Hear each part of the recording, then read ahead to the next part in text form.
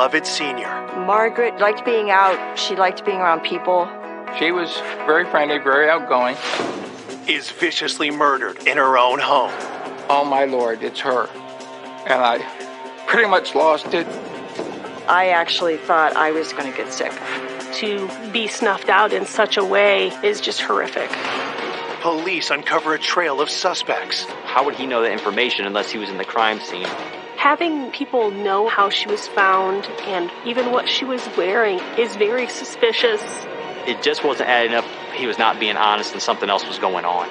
Before a disturbing discovery. He was just photographing her in her own home. Points to a deranged killer nobody saw coming. I don't think anyone in law enforcement could have had any inkling of the outcome of this case. This is sick. This is not a normal murder. This wasn't a horror movie. This was actually happening.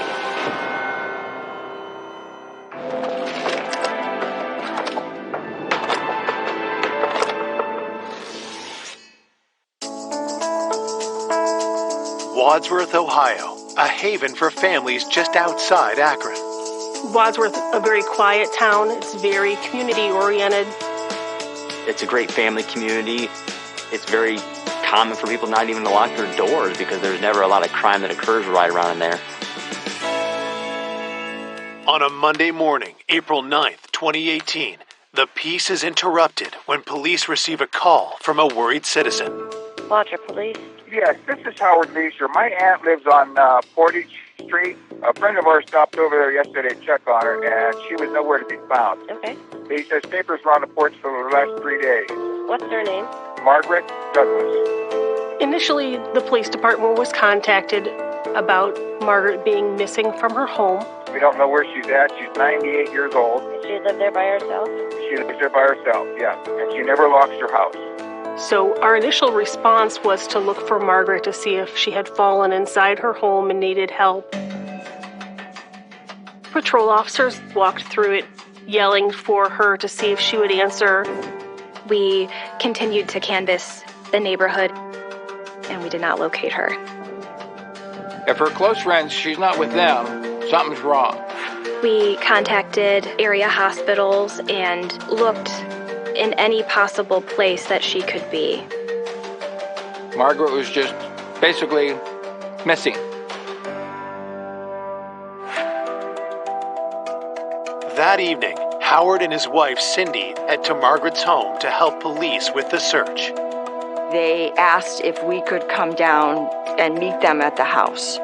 Howard and Cindy started to look for some items common for Margaret to have taken with her when she left. There were specific shoes that she would wear. They were looking for a little red wallet that she carried her money and her credit cards in when she left the home. So Howard went to look in that front closet. The clothes had dropped or slipped down that was piled in the top of the closet. He said, "Oh, I found her shoe." He tried to pull the shoe out. And I touched it, and it felt cold and clammy.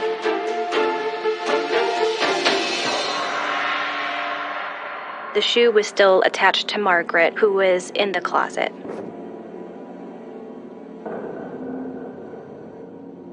And I thought, oh my Lord, it's her. And I pretty much lost it. Something I'll never forget. I'm sorry. But to find her like that. It was a terrible shock, especially for her nephew Howard, and I just remember the look on his face. I actually thought I was going to get sick. I think we were just so appalled and shocked that someone would kill her. What motive could there be to kill a 98-year-old woman? What could she have done to anybody that would have resulted in that? Margaret's home is declared a crime scene, and homicide detectives arrive.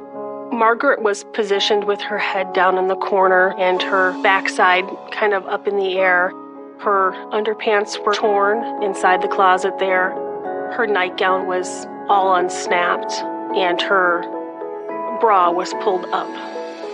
I immediately thought that there was a sexual element to the crime.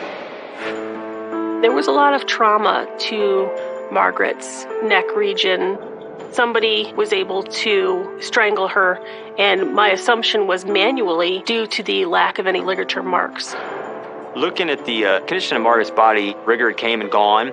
You could look at the different lividity and the pulling of the blood inside the body to see it appeared she had been there for a few days. As the forensics team gathers DNA and fingerprints, detectives search the house for further evidence. Her wallet was not located, so that gave us an indication that maybe this was a burglary and they had made off with just the wallet. Margaret didn't always lock her doors, so we weren't surprised when we didn't find forced entry into her home. Investigators find their first clue outside the home. I observed a plastic food service glove on the back side of the house and collected the glove just in case that it was involved. There was not a lot of physical evidence at the crime scene. Besides the glove, the missing wallet was something, but nothing that would direct us in a certain way. Who would attack and kill a 98-year-old woman in her own home? As they set out for answers, detectives turn to Howard and Cindy to learn more about Margaret. The best thing to do is to get to know your victim as best you can. Born in Akron, Ohio in 1919, Margaret was known as a woman of strong character with a fiercely independent streak. She knew what she wanted, and she wasn't afraid to go after what she wanted to get. Margaret often told us about her days working at the O'Neills in downtown Akron. She liked being out. She liked being around people. She was very friendly, very outgoing. Margaret had very strong opinions, and she was certainly not afraid to tell you what her opinion was. She was a pretty independent woman, let's put it that way. After World War II, Margaret married the love of her life, Army veteran Donald Douglas. If I saw Margaret, I saw Donald, her husband. They were made for each other. They just complemented each other. The couple moved into the house that Margaret would live in for the rest of her life. I think Margaret might have lived in that neighborhood close to 70 years. It was Margaret and Donald's choice not to have any children, and they seemed extremely happy together. They liked to travel together. They went to ball games. They enjoyed going to the Indians game. When Donald passed away in the year 2000, Margaret chose to remain in her house, surrounded by friends and caring neighbors. Margaret was pretty good friends with the neighbors, David and his wife. There was another neighbor across the street. Her name was Jan. They just sort of kept an eye on Margaret. She knew all the kids in the neighborhood. But as she got older, she got more restricted to the house. And that's when me and my wife stepped in at that point and started taking her shopping and doing things for her as needed. Margaret loved the fact that she was 98 years old, and she wanted to be 100. She truly loved life.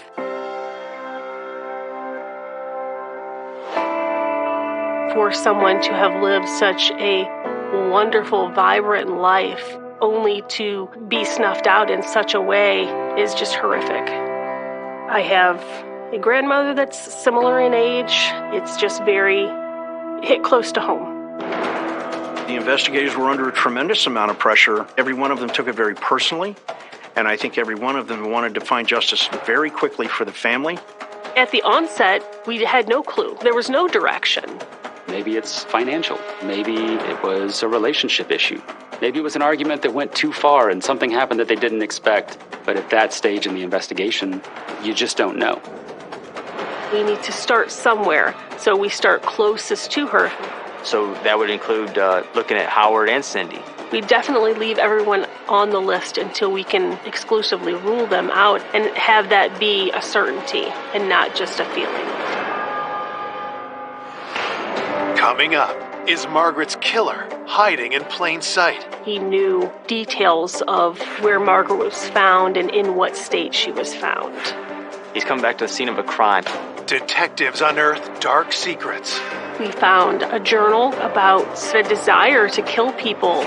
He was videotaping her while she slept, stalking his victim like an animal stalks its prey. Leading to a killer no one saw coming. This is somebody that's ultimately going to be a serial killer if he's not caught.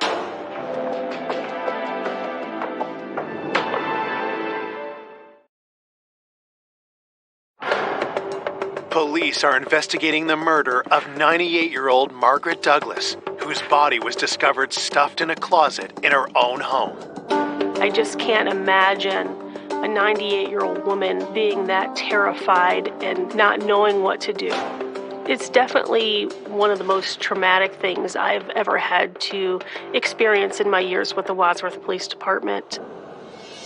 Detectives begin by interviewing those closest to Margaret, her nephew Howard, and his wife Cindy. We fingerprint and get DNA from Cindy and Howard to show whether their fingerprints or DNA were on something that it should not have been on. We did subpoenas for phone records and also location data, GPS data, so we could tell their whereabouts during the time in question.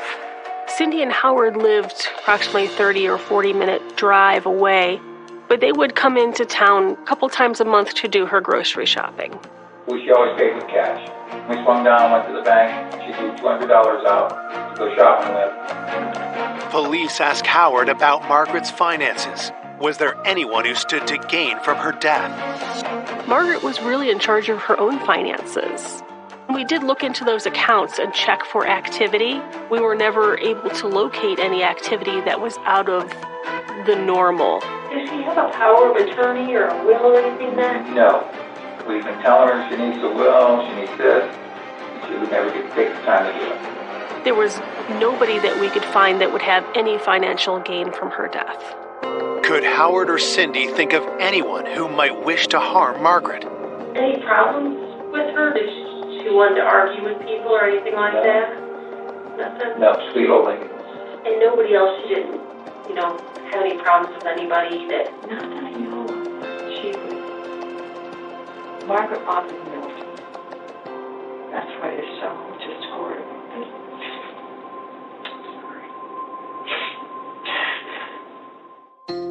this. Detectives ask about others in close contact with Margaret. According to Howard and Cindy, the closest is Margaret's former neighbor, David Klinkenbeard. Cindy and Howard did keep in contact with David, who was Margaret's main caregiver. David would come and check on her a couple of times a week just to see if she was okay and if she needed anything. David had the most contact with her. Yeah, he'd go every week, take her trash out, and then he'd put the can back in the next day. So. After interviewing Howard and Cindy, detectives try to contact David, but he's not answering their calls. There was some concern not being able to reach David, and that was troubling. We didn't have any other suspects. It made us wonder what was going on. As detectives try to track David down, patrol officers continue to canvass Margaret's neighbors for information.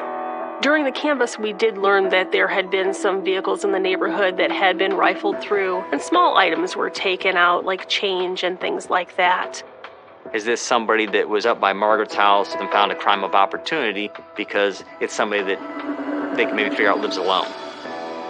As the canvass continues, officers notice someone watching the activity around Margaret's house. I noticed a man outside smoking a cigarette, so I went out to make contact with him. This person ended up being David Klinkenbeard. He said that he used to live next door to Margaret. He kind of wanted to know what was going on. He said he was essentially canvassing the neighborhood looking for anything that was suspicious. David did strike me as odd at first. It was concerning to me that he was standing out there trying to determine what exactly we had found. As David continues to talk, police grow increasingly suspicious. He was kind of making comments about information that seemed strange that he would know about. He knew details of where Margaret was found and in what state she was found. Having people know how she was found and even what she was wearing is very suspicious. You don't know where someone has gotten their information. Were they there? Were they involved in the murder? With a growing list of questions about David, officers approach Margaret's neighbors for answers. One of the neighbors had mentioned how they had seen David driving through the neighborhood, but didn't stop, just kind of drove through. So they thought that was kind of strange. Maybe he's come back to the scene of a crime, whether he's driving back by because he knows what he did and he's having remorse, or maybe trying to get back inside there to get her body out of there and get rid of it, or to look to see if he left anything behind. David told some of the neighbors that his fingerprints would be all over the house and he would have to get his fingerprints taken, which is not something that people usually say or think. The next day, David's appearance in local news coverage of the murder raises further alarm bells. I turned on the news and there he is on TV, talking to the reporters, putting himself out there. Was this a guilty man's ploy to hide in plain sight? That seemed out of sorts to us. Generally, when people are grieving a loss, their instinct is not to cooperate with the media, but David seemed very willing to speak with them. All of these things added together are possible indicators of someone who is purposely trying to insert themselves in the investigation because they're involved in this investigation. Could David have possibly been involved in Margaret's murder? At that point, we had some questions about his actions and his knowledge of how Margaret was found. He definitely became a main point of interest.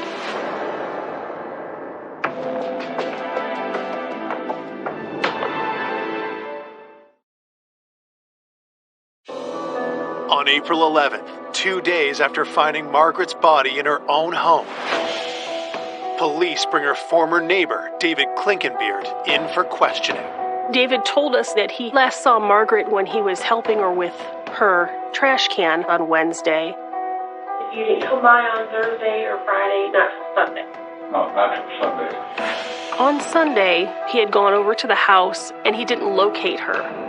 He had some concerns that maybe she was upstairs in a state of undress and he didn't want to go up there himself. So he contacted Jan across the street. And that's when you had Jan come over in case she was upstairs and not decent. Yeah. Jan went up there and she wasn't up there. And then we looked in the closets up there. Okay, your friend's missing. That'd be the last thing in your mind, whether they're dressed or not. You would go and look for them throughout the entire house, not go get somebody else. As the interview continues, David's answers only raise further suspicion. She likes to look nice. And she was a pretty woman. Yeah. When she was younger, she was a redhead. Oh. Yeah. And she was really, back then, she was really kind of like, not thin then, but, I was surprised because she looked back then. Some of the comments that he made about Margaret, in particular her physical appearance when she was younger, she had just been murdered, and here he is describing her figure and her body type in an interview. The detective asked David about the calls he made when he couldn't find Margaret. Oh, I want to use my cell phone to call Howard. I got his number on my phone. Do you have your phone with you? Yeah,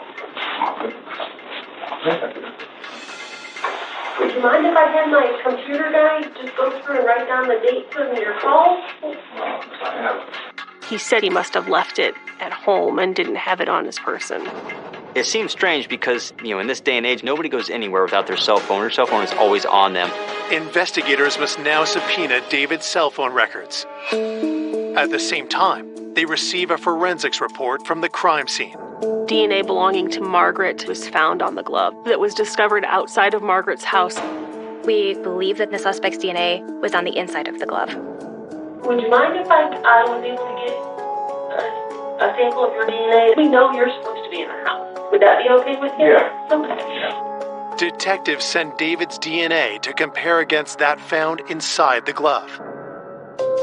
While they wait for the results, they check David's cell phone data to verify his alibi. We were able to go through his day-to-day life and see that he likely was not involved, but there was no concrete evidence that we were able to bring to light.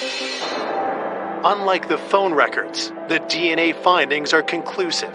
David is not Margaret's killer. David ended up being, in the end of all this thing, just a friend of hers that was not involved at all. Sometimes he would say things that didn't really have an explanation. It just took the time and the effort to understand his involvement, and there was reasonable explanation for all of the things that we had concerns about. He just really cared about Margaret and really had concern that he would have an answer as to what happened. We had to look at David as probably our number one interest because obviously his strange comments in the beginning about his DNA and fingerprints, plus he's the one that saw her on a regular basis. Up until that point where you reach a crossroads, you really do have to look at every tiny detail, every possibility. Detectives turn their attention to the autopsy report, which paints a terrifying picture of Margaret's last moments. The medical examiner's report on Margaret showed what kind of force was used to kill her in the end.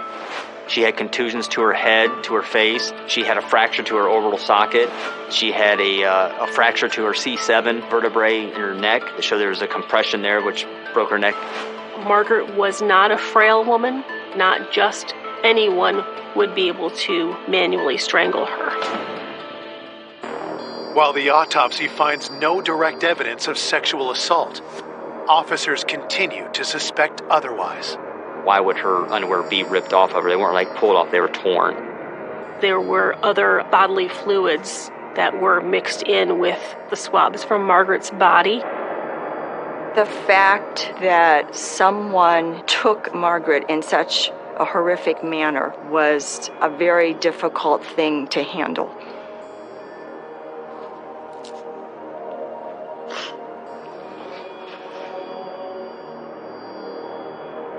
As homicide detectives regroup to search for new leads, patrol officers alert them to an unusual crime reported in the early morning hours of April 8th, the day before Margaret's body is discovered. There was a report of a carjacking very near the scene of Margaret Douglas's home. In a community like Wadsworth, we don't have carjackings. That's not a normal call for us. They happened in such time close to one another that we had to wonder if they were related. The carjacking victim is a local man named Paul Shalott. Paul had reported he was driving along and he happened to notice a 19, 20-year-old man limping, like having trouble walking up the street. Paul had reported to us that he was just being a good Samaritan and picking somebody up that he thought to be injured.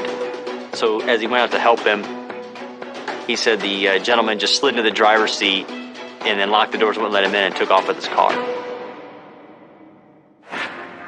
Officers grow suspicious when they quickly locate Paul's car near the site of the carjacking. The car was found very quickly, and it was found right there in the same area it was taken. Literally, like, not even a block away from where he had picked this gentleman up, supposedly, and lost his car. This happened at a building that had cameras on the outside, so we wanted to kind of investigate Paul's story because it just didn't seem quite right. You could see on the video that Paul had been with what appeared to be a young man. The young man was not limping. He did not seem to be injured in any way. Paul's initial report did not match anything that video said. It just wasn't adding up. He was not being honest and something else was going on. Why had Paul lied to police? And who was the young man seen in security footage? Had one of them gone on to do something unthinkable? We had the carjacking, and then we had Margaret's disappearance. It just started making me think a little bit, could this be the guy that could be involved?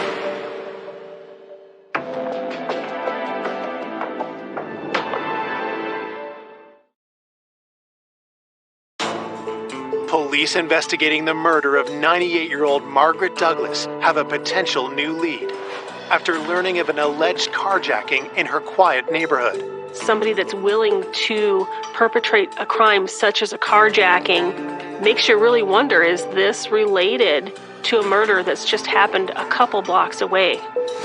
But when security video proves the victim, Paul Shalott, has lied to police, detectives demand answers. When I interviewed Paul to get the whole story, he was very nervous, and then he finally started telling us the truth about how he came to be in that area and what really happened. He was on an app trying to meet somebody, and he did come across somebody. He said he worked for a church, and he didn't want them to find out that he's using a site to try to meet up with young men. He didn't want to admit it right away, but they started getting involved sexually in the car. The male subject he picked up, I guess, started getting upset that things weren't going his way. The young man that he met up with just kind of snapped and took the car, not what Paul had expected when he met this person online. With Paul finally being honest, detectives change course and ask if he knows anything about the murder of Margaret Douglas. He was aware of what had happened and that she was a victim of a homicide. But Paul did not know Margaret at all. He had no ties to her and real no ties even in that neighborhood. He was just there basically to meet up with somebody that night. Then I started thinking, well, now we need to know who was driving that car, who carjacked him. Paul was asked for the account information for the app that he used to meet this person on. He said he couldn't remember the email he used or the password he used to get in there. Paul was embarrassed about what he had let happen and the fact that he was involved with a young man. He had deleted everything from his phone that was relative to that. We weren't able to recover any of that information. So we had no way of proving or figuring out who it was that he may have met up with that night. After hitting another dead lead, frustrated investigators know that public fear is only growing. There was definitely some fear. There were people that would normally stroll down the street, walk their dogs, let their kids play outside unsupervised, and things like that weren't happening after Margaret's discovery. And the emotions for everybody were really high and heightened. They're all locking their doors now, and they're really watching for everything. So it was definitely a shock to all of them. With the community on edge, Margaret's family continues to struggle with their loss. The hardest part going through all this is the time-consuming and the worrying and waiting for the outcome. And you're not sure what's going to happen. That was hard. You know, none of us are patient. And we all want to know what happened here, why someone would do this. The reason you're doing what you're doing is for the victim. You want somebody to be held responsible for what they've done. Believing that the carjacker may be a serial criminal, police take a closer look at the petty crimes reported around Margaret's neighborhood. The crimes all took place in just a few block area. Is there somebody in this neighborhood that's committing a whole bunch of crimes for some reason because we weren't seeing those crimes spreading out throughout the city like we typically would? You have to wonder if the person who's committing these petty crimes has escalated to commit something more horrific. On the night of April 13th, 4 days after the discovery of Margaret's body, police received several calls about two young men. We had received a lot of different calls where people had seen two male subjects running around, creating mischief, doing things at the park, doing things at the church, and in cars. A couple of young males were taking some type of device that had wheels on the bottom and hanging out in one of the parking lots. That same night, police respond to a call that changes everything. It was reported to us that there had been a break-in to a trailer that was at a construction site. When officers investigate, they get a huge break. Someone had left their cell phone behind at the trailer. Does the phone belong to the person responsible for the neighborhood crime spree, including Margaret's murder? Investigators used forensic software to unlock the phone. The phone came back to a subject that we had been known in our area for different car break-ins and little thefts from cars that happened in our city and especially over in that area. He was identified by one of our officers as Zach Thronson. Zach was known to us, and he did have a troubled past. He had been in some more serious trouble, and we were all familiar with him. At this point, we thought that we really needed to bring Zach in and talk to him about what he had been doing that night. Zach was found sleeping in his car at the high school in the parking lot. As officers bring Zach into the station for an interview, something immediately catches their attention. Zach had some scratches on his legs, which made me wonder where those came from. Are they defensive wounds from somebody fighting back against you and scratching you that way? Could they be from something simple, explainable, or evidence into what we were looking into with regards to Margaret Douglas?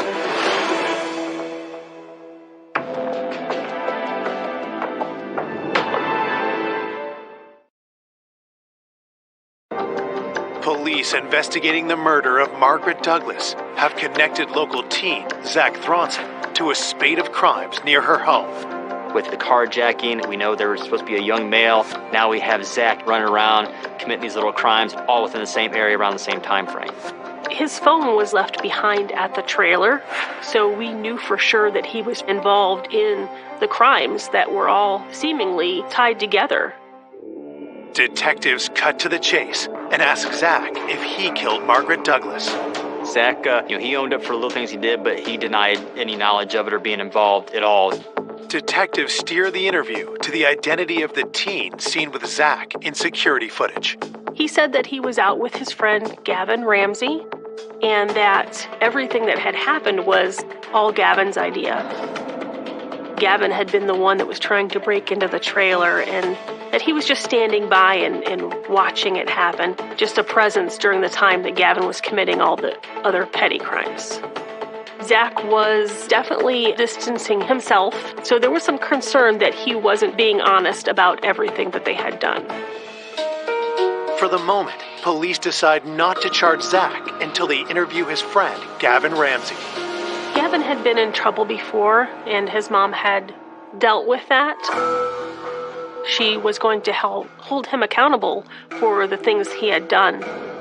We talked about the trailer, and I just let him know that we knew he was there because Zach had told us that he was there.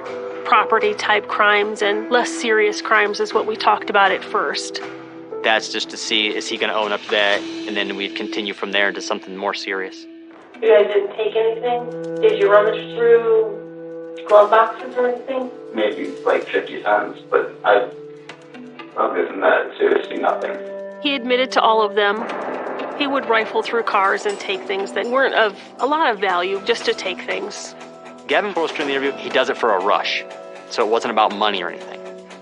I think the reason that he was so willing to admit to these lesser offenses is to kind of distance himself and clear his name from anything else I might want to talk to him about. Now, detectives turn their questions to more serious crimes. We had a carjacking. Oh my God. And the suspect is a young white male with a nice complexion and blue eyes. Is that you? Gavin's demeanor changed substantially when I started to ask him about the carjacking. Upset you so much. Is there something else you need to tell us? You've already gotten yourself in trouble, so. I know, and I don't need it. I don't know what to say. Before answering further questions, Gavin asks to speak with the detective alone. Honestly, can you two actually see for a second? What's that? Can you two actually? So I can talk to her. Yeah. Is that okay with you? Sure. So when his mom stepped out, The carjacking, it was me, I'm going to be honest about it, but the way that he explained it, that guy, that's not right. he openly admitted that he was the one who did the carjacking, but he didn't really want to talk about the sexual part of what happened in there. You guys didn't talk about what kind of sex you were going to have, or... No, I don't know, it's not something I'm interested in, just the act of him getting the payback, I guess, I don't know, that's, like, it's karma, really. Like, if you're gonna do that, then I'm gonna rob you. Gavin denies that he was truly interested in meeting up with Paul for any reason other than to catfish him or to teach him a lesson.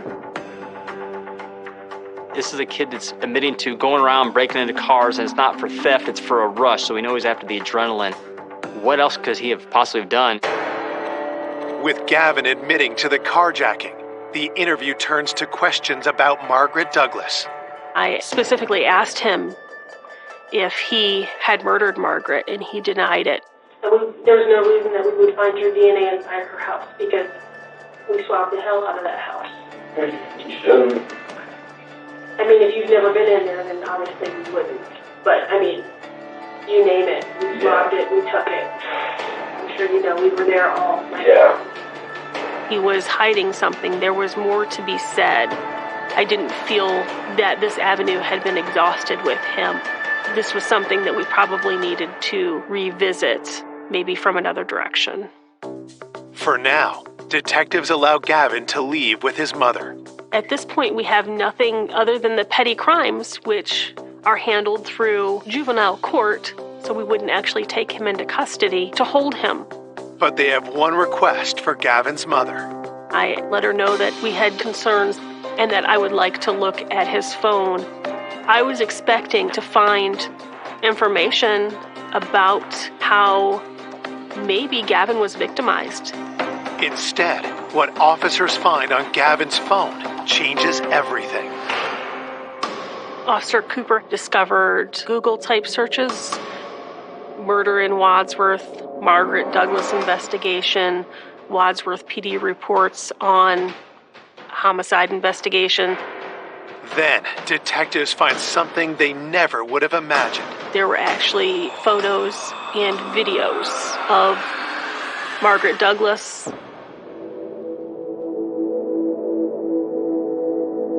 Timestamps show that the images were recorded in the early morning hours of Friday, April 6th. She obviously didn't know he was there, and he was just photographing her from a vantage point in her own home. There was clearly a point in time where she realized that someone was in her home and was startled. Nothing can prepare investigators for what they see next. I was absolutely shocked that a child could imagine doing this to another human being. This wasn't a horror movie. This was actually happening.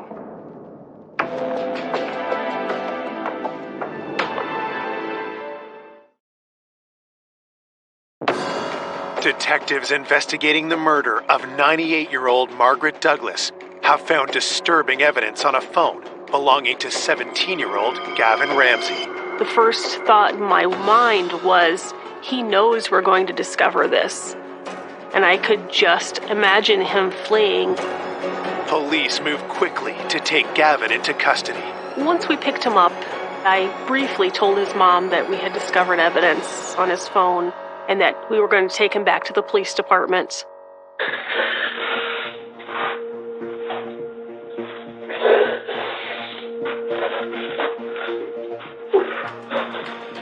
It was definitely not the easiest interview that I had ever done. I came up onto the porch, and I didn't even know what I was going to do. I don't know, I felt like going into the house. It's like the biggest adrenaline rush I could get. So then I tried the doorknob, and that just happened to be unlocked.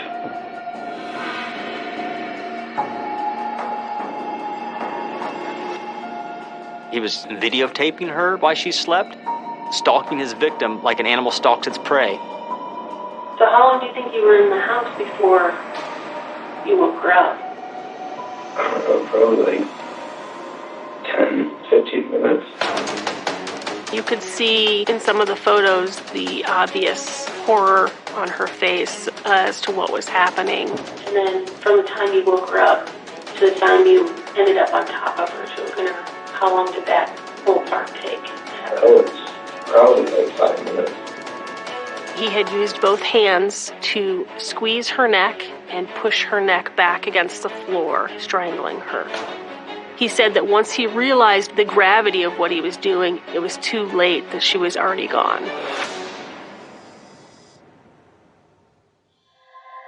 For officers, the most disturbing questions involve what Gavin did after killing Margaret. When I saw him, was just like, this is sick. This is not a normal murder.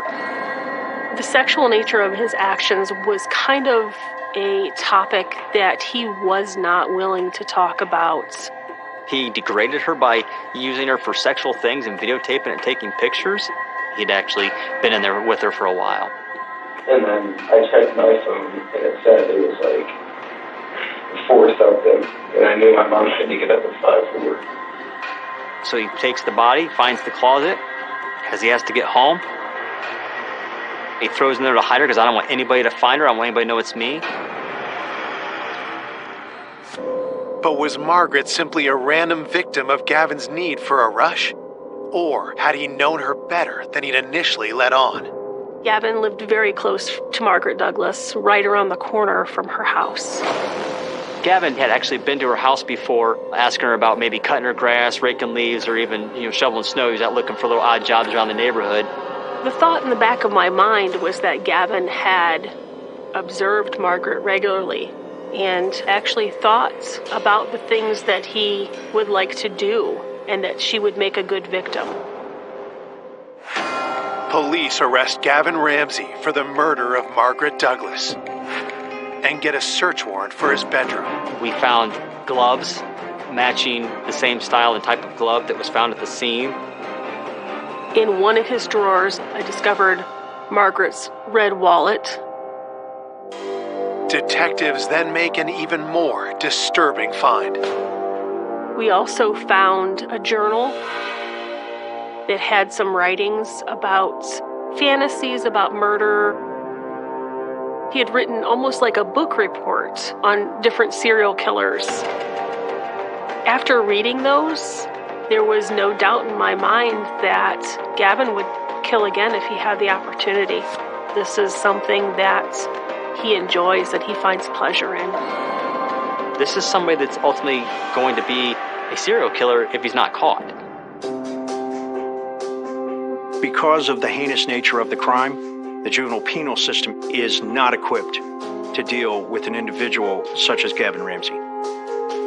Gavin was ultimately charged as an adult with aggravated murder, 2 other counts of murder, burglary, and abuse of a corpse.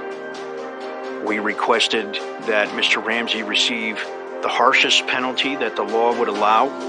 Found guilty on all charges, Gavin is sentenced to life in prison without parole for the murder of Margaret Douglas. When I watched Gavin Ramsey at the sentencing, I still felt in my mind that he doesn't understand the gravity of what he's done. There's still no remorse there. You would like to think that the world is full of people like you and I, and don't want to think that of such a young person able to act out something that you would only see in a horror movie. I was shocked to find out that it was a young person who was still in high school that would do something like this. To murder somebody who's 98 years old, to think you could shove a body in that closet. I just can't even. It absolutely made me think of my own grandma. I just could not imagine her living such a wonderful life and having it end in such a horrific way. Despite the horror of Margaret's death, her family honors her memory by thinking of her remarkable life.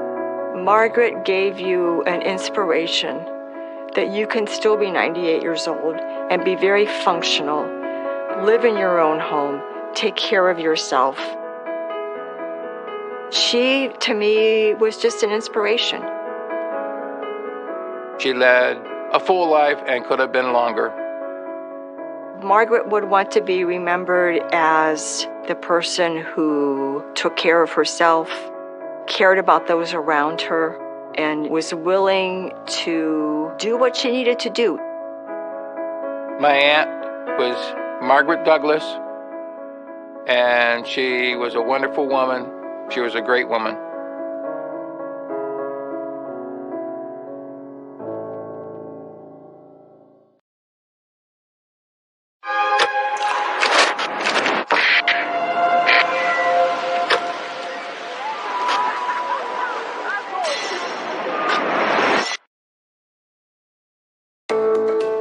A selfless and caring mother of 3.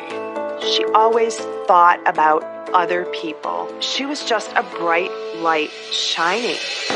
Viciously murdered in her own home. Her bedroom was incredibly blood-soaked, unlike I'd ever seen before. There was anger involved in this crime. I remember just screaming.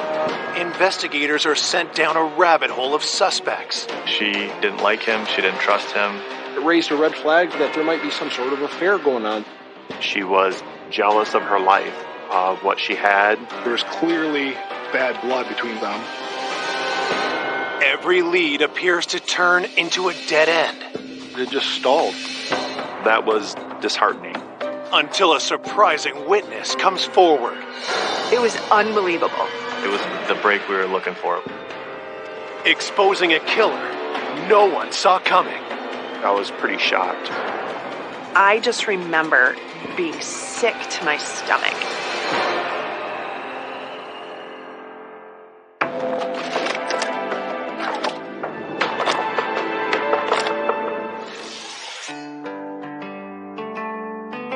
Cortland Township lies in the heart of Michigan. It's fairly rural. Nice, pleasant. Kind of a good hometown feel. It's one of those areas that everybody gets along, and when you're driving by their house, they're waving at you, and it's just peaceful and quiet. This quaint community is stunned on Saturday, August 5th, 2006, when the Kent County Sheriff's Office receives a 911 call. Emergency? My daughter, we just found her in bed, and she's got a lash on her arm, and she's all bloody. Just before 5 o'clock, we received a call of a potential suicide at the Pagel residence. Officers are immediately dispatched to the home of 41-year-old Renee Pagel. We were met by Renee's stepmother and her father. They were both just in shock. Renee's father indicated that his daughter was in her bedroom. When I first walked into the bedroom, I observed Renee laying on the bed. I could just remember seeing all the blood-soaked sheets, her shirt. There's blood on her face. It was obvious that Renee Pagel was deceased, and it wasn't a suicide. This was a homicide. Officers secure the scene as homicide detectives arrive to investigate. Her bedroom was incredibly blood-soaked, unlike I'd ever seen before. The bed was covered with blood. There was blood spatter on the walls, on the ceiling. She was stabbed multiple times. I was pretty shocked by the amount of wounds that she had. When I looked at her hand, I saw a large laceration almost in the middle of her hand to be, in my opinion, a defensive wound. Renee was in the fight for her life. Unfortunately, she had lost. For detectives, the viciousness of the attack is a clue itself.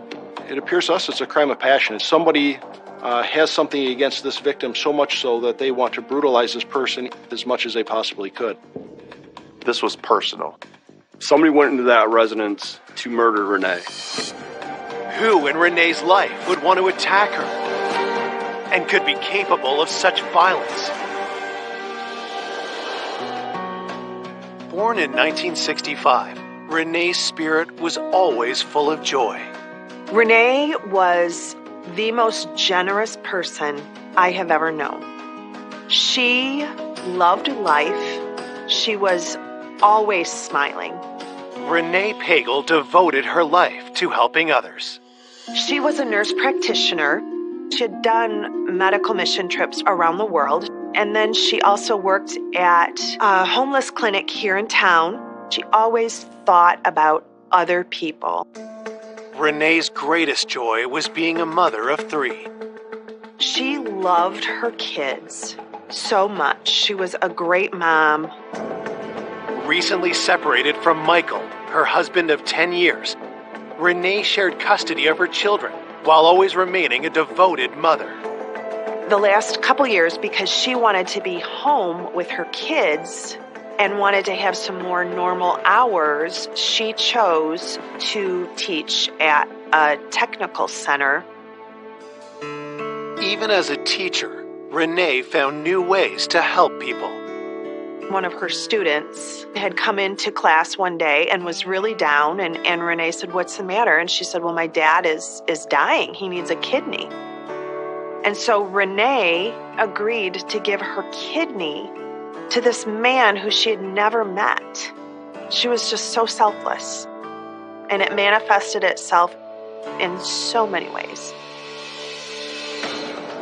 Renee had undergone the kidney transplant surgery just 5 days before her stunning death. So she was already in a weakened state when she was attacked. Could the killer have timed the attack, knowing that Renee would be recuperating?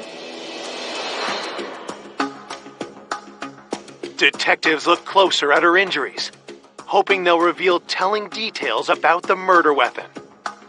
It seemed to be a very strong and well-made knife, and large. Just the amount of damage it did to the victim's body, it was at least an inch and a half blade that was wide. There's no sign of the knife, but forensic technicians searched the bedroom for other evidence. There was large amounts of blood that our scientific support unit had to collect, and they collected trace evidence like hairs and fibers for testing. Detectives continue to search the rest of the home. What struck me about this case that was kind of odd, there was no other areas in the house that were disturbed, that were bloody or anything tracked through the home. It seemed to be very honed in on just her bedroom. It really kind of puzzled us as investigators. It was the most bizarre scene I've ever been on.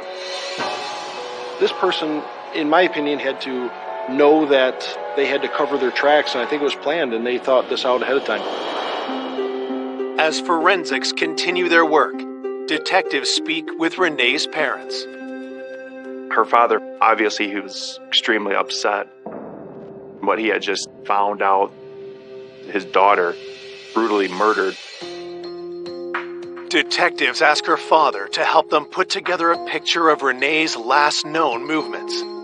He last saw her the night before around 4 or 5 in the evening when he was picking up the children and bringing them to their father's house, who lived approximately 15 to 20 minutes away from Renee. With Renee's children safe with their father at the time of the murder, she was home alone. He told us he spoke with her on the phone around 8 or 9 in the evening, just checked in on her because obviously he had a lot of concern of her health. Based on the state of the body, detectives believe Renee was murdered sometime between 11 p.m. and 6 a.m. They ask her parents who Renee might have seen last. Her father talked to me about a tenant, Mike Decker, who was an acquaintance of Renee that has been living on the property for approximately a year and a half, 2 years.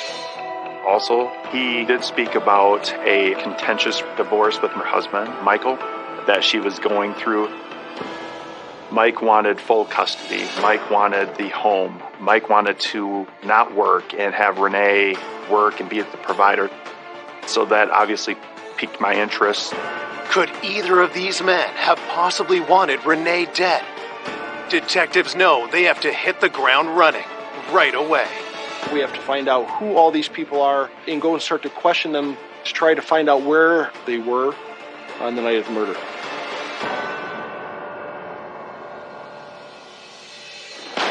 Coming up, investigators uncover an ominous obsession. There was a lot of writings about his hatred for Renee. Alarming secrets. The ceiling had a hidden compartment. Renee told me how betrayed she felt. She was extremely upset. She was very hurt by this. And the truth blindsides everyone. We've never had a break like this. It was, you're not going to believe this. Just disbelief. I'm still reeling from that one.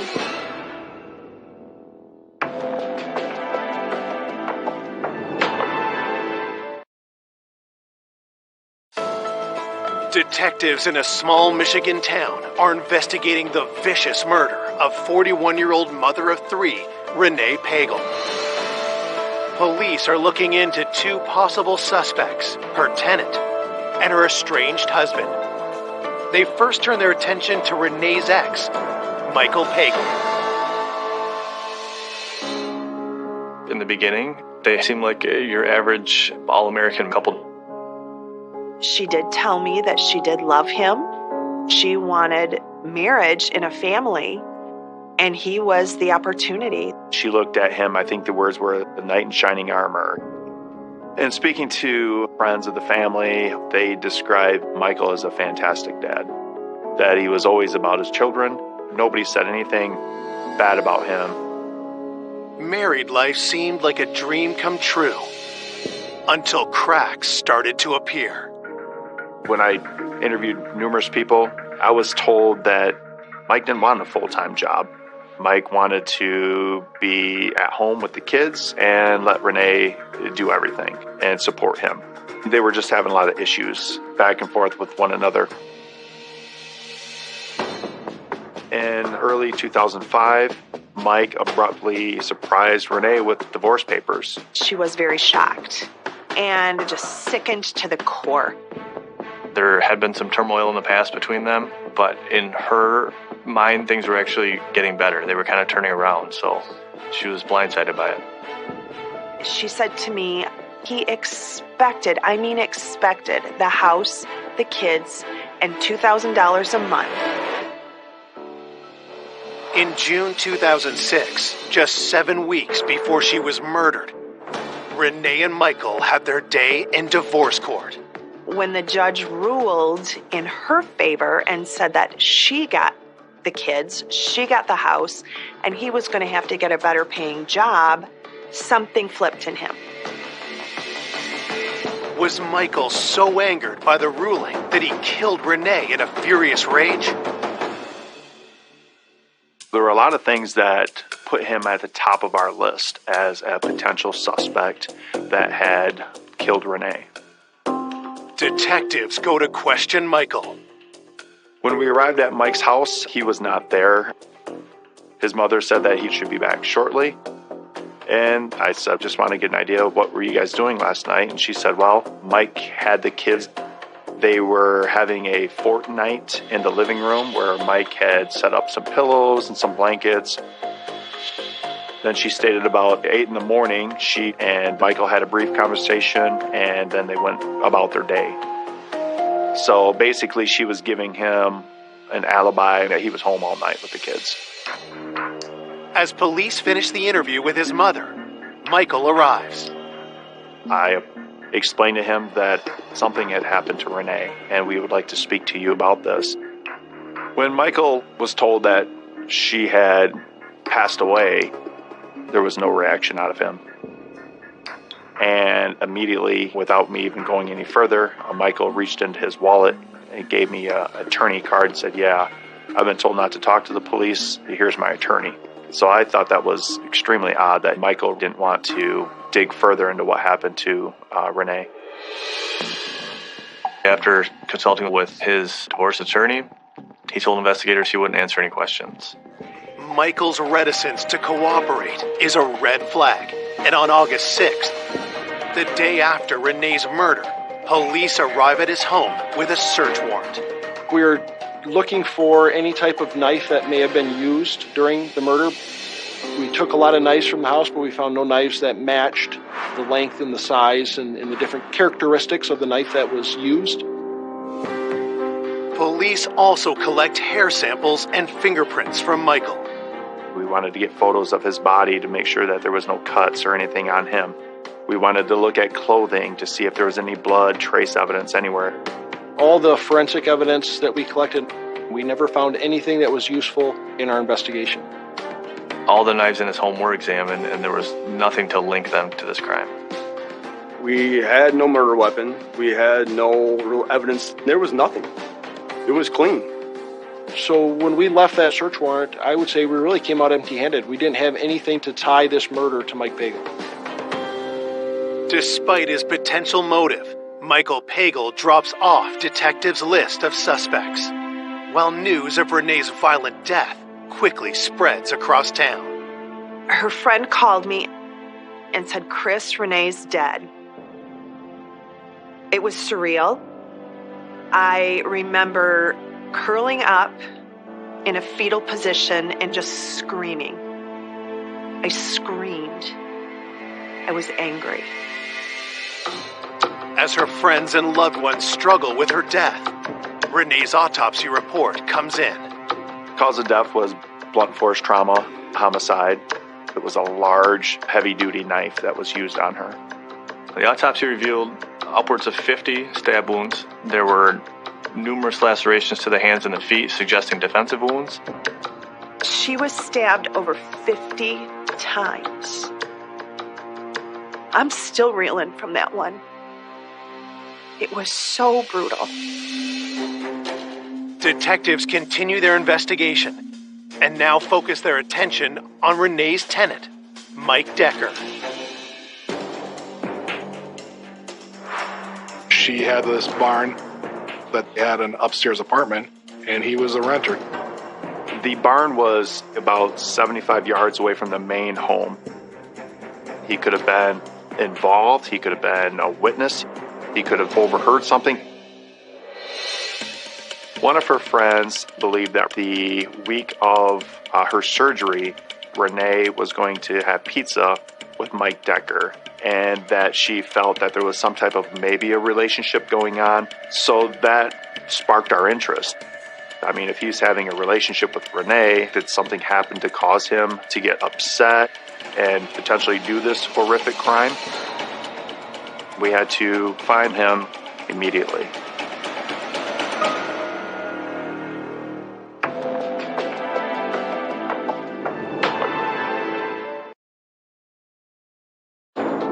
Two days into the investigation of Renee Pagel's murder, detectives have a possible suspect. Her tenant, Mike Decker, who's rumored to be romantically involved with Renee. Detectives interview Mike at his apartment on Renee's property. At first, I kind of thought loner, 30-year-old gentleman, unemployed, living above a barn. I thought that was kind of odd.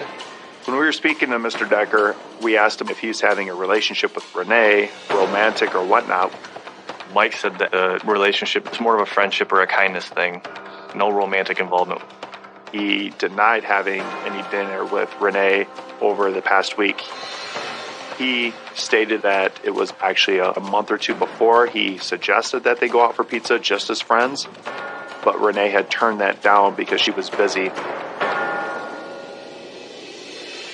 Police ask Mike Decker where he was on the night of the murder. He stated that he went into a local city to eat by himself, drove back probably between 8 or 9. When he arrived at home, he watches a little bit of TV and then goes to bed between 1 and 2 in the morning. Detectives ask him if he heard anything that night, especially after what they had found at the crime scene. We did locate a tire track and a footwear impression in Renee's driveway. He denied hearing anything from Renee's house. Mike tells police he didn't notice anything unusual the next morning either. He woke up in the morning around 9 or 10 and then went to meet with his family to go see a bike race. Part of the problem with Mike Decker's alibi, even though he was cooperative through this process, he was on the property when this murder happened. With no one to corroborate his alibi, police get a warrant to search Mike's apartment. We seized his pipe from his sink because we wanted to see if there was any blood or trace evidence in there, and then we found a couple of large knives. The evidence is rushed to the crime lab for analysis. The knives and the pipe forensically did not show anything. There were no signs of blood. We found no knives that matched the type of knife that was used. But still, Mike cannot be ruled out. A week after the homicide, detectives interview him again, this time at the sheriff's office. He showed no issues of concern of us looking at him as a potential suspect, from gathering any type of physical evidence from him. We even offered him a polygraph, and Mr. Decker submitted to that also and passed without any deceit. With nothing tying Mike Decker to the crime, investigators let him go. Searching for any further clues about Renee, detectives reach out to her parents once again, and in turn, get a lead on a new suspect, Renee's own sister, Michelle. Renee's father stated that the relationship between Renee and Michelle was strained. He mentioned that Michelle was jealous of Renee's life, of what she had. She wanted a successful career, a family, a home, all of those things. Renee and Michelle's problems went beyond sibling rivalry. During the divorce, Renee's attorney was able to subpoena the phone records of Michael Pagel, so he turned those over to Renee. When she examined phone records, she learned that Mike and Michelle were talking frequently. So she was extremely upset. She was very hurt by this. There was such significant communication between Mike Pagel and the sister Michelle that it raised a red flag to us right away that there might be some sort of affair going on. Renee told me how betrayed she felt by her sister. She really struggled with that. During the interviews with numerous people, it was mentioned that Michelle potentially was having a relationship with Michael. Once I learned that, it's obviously somebody we wanted to look at. Michelle is brought in for an interview. And though she says that she is saddened by her sister's death, her answers raise eyebrows with investigators. She didn't speak very highly of Renee. She was not happy at all the way that Renee was handling the divorce. Michelle clearly took Mike's side in it and kind of put her sister in the bad light. She felt that Mike was a good father, and it was her sister that was really trying to take advantage of him. We did ask her if she was in a relationship or had a relationship with Michael, and she completely denied it. Detectives asked Michelle where she was the night of the murder. She said she was working into the evening, and that evening she was home with her roommate. Basically, she was stating that she was home the evening of the murder. Michelle did take a polygraph, and she was found to be truthful and did not appear to have any involvement in the homicide. With Michelle all but ruled out, investigators discovered that she isn't the only family member Renee had issues with. When I spoke with Renee's parents, it was mentioned that Michael, her soon-to-be ex-husband, had a brother. The brother was Charles Pagel. They called him Bo. And they said that he was very strange, very odd. He and Renee did not get along. Renee didn't like him. She didn't trust him. When detectives dig deeper, they uncover something troubling. We learned from a close friend of Renee that he had been married numerous times, and she believed that maybe Bo had murdered his last wife. Was Bo a killer? And had he now killed again? That obviously raised some red flags for us as investigators, and that's somebody we wanted to speak with very quickly.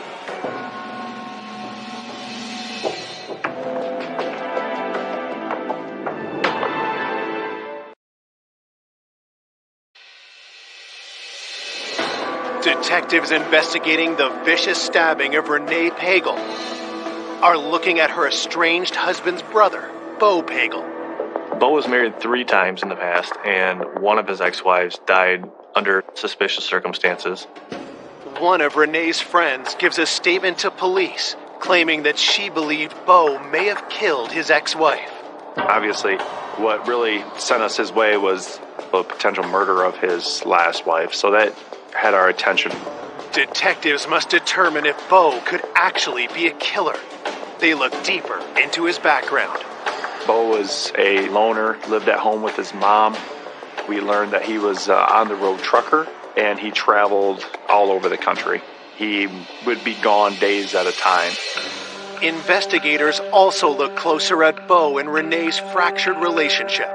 There was clearly bad blood between him and Renee, dating back years, going back to the wedding. We found out that Bo refused to be in the wedding. He was going to be the best man. He did not like her, thought she was not good for Mike, and he didn't approve of it whatsoever. He was outspoken to Michael about even marrying Renee.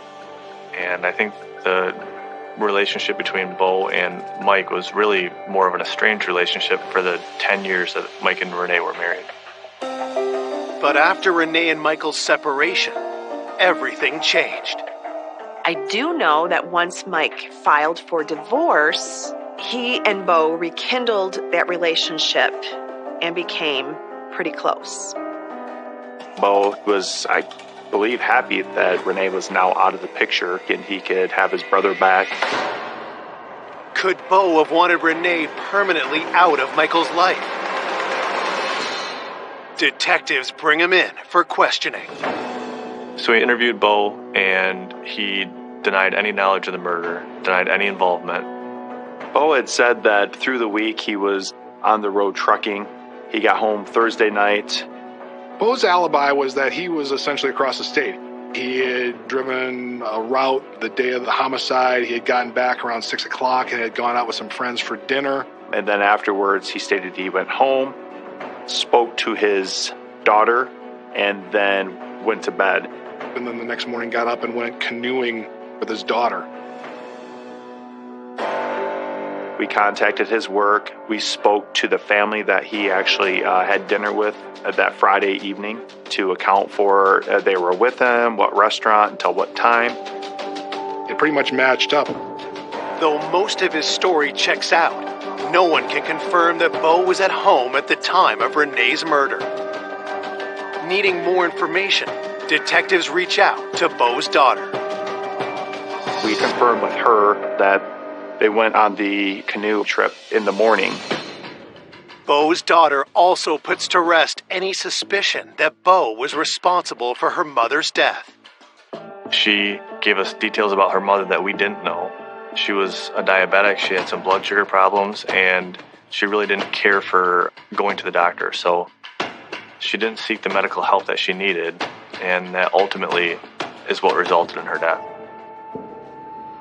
She did not suspect Bo of doing anything. Though Bo's alibi isn't ironclad, there is nothing concrete to link him to Renee's murder, and he is released. It's been 6 weeks since the homicide, and the investigation has ground to a halt.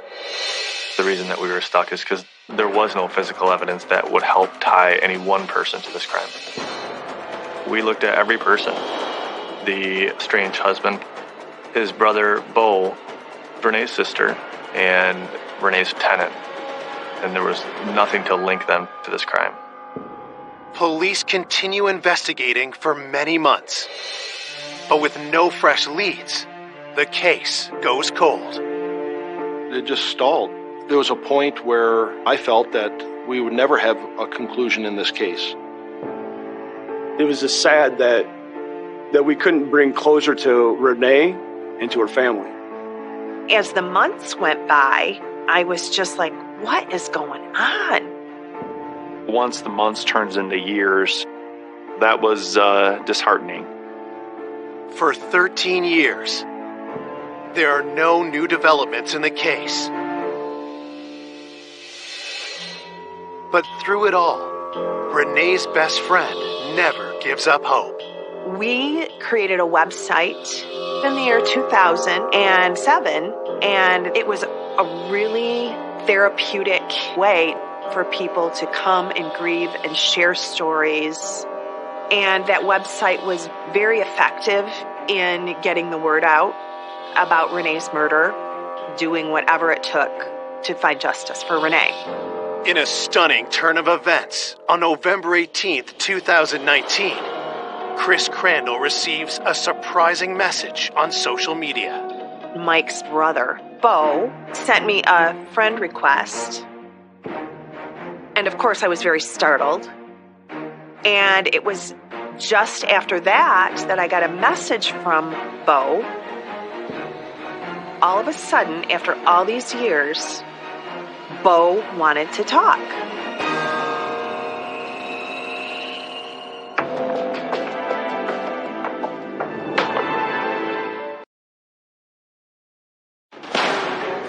Years after Renee Pagel is viciously stabbed to death, her best friend receives a message from Renee's brother-in-law, Bo Pagel, wanting to talk. And of course, I called the police and let them know that Bo had contacted me. So we arranged to have the conversation between Chris and Bo recorded. As a former suspect in Renee's murder, was Bo about to confess? He called me clearly wanting to let it be known that Mike was losing it. Bo was afraid that he would be Mike's next victim. And I said to Bo, who do you think Mike's first victim was? And he danced around that and wouldn't answer it. And Bo said, I believe Mike will kill me. And it was then that I was entertaining the idea that Mike was not so innocent.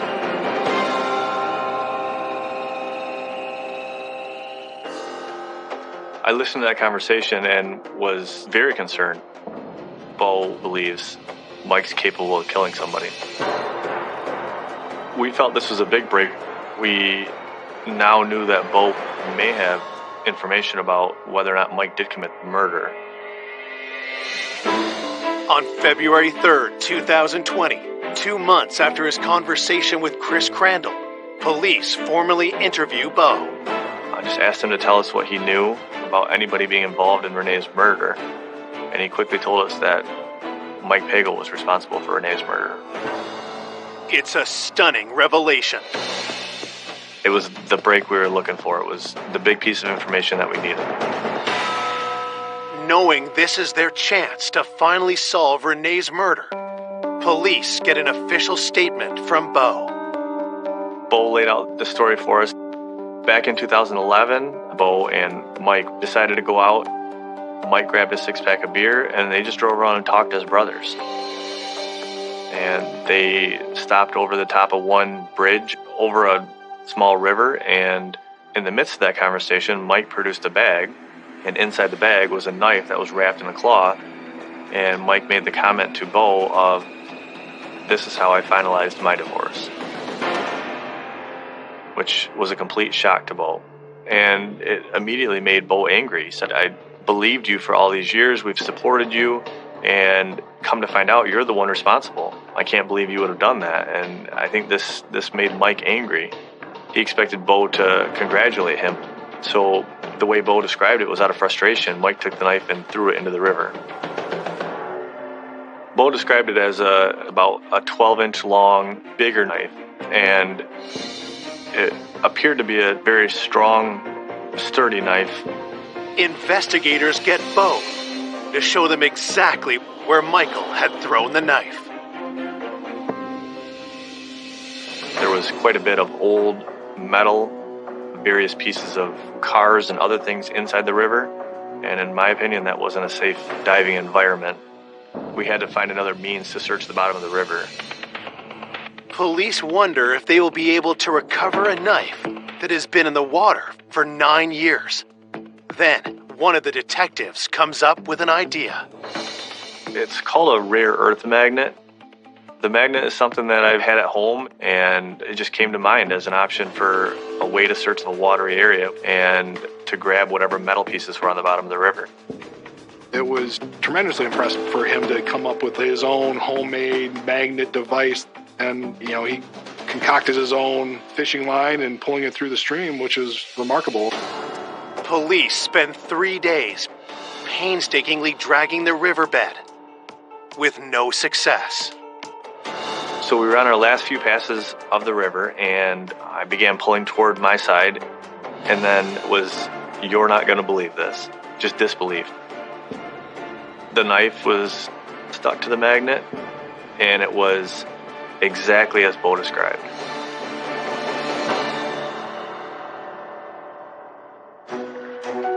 It was late in the day, I want to say 3 or 4 o'clock, and got the phone call.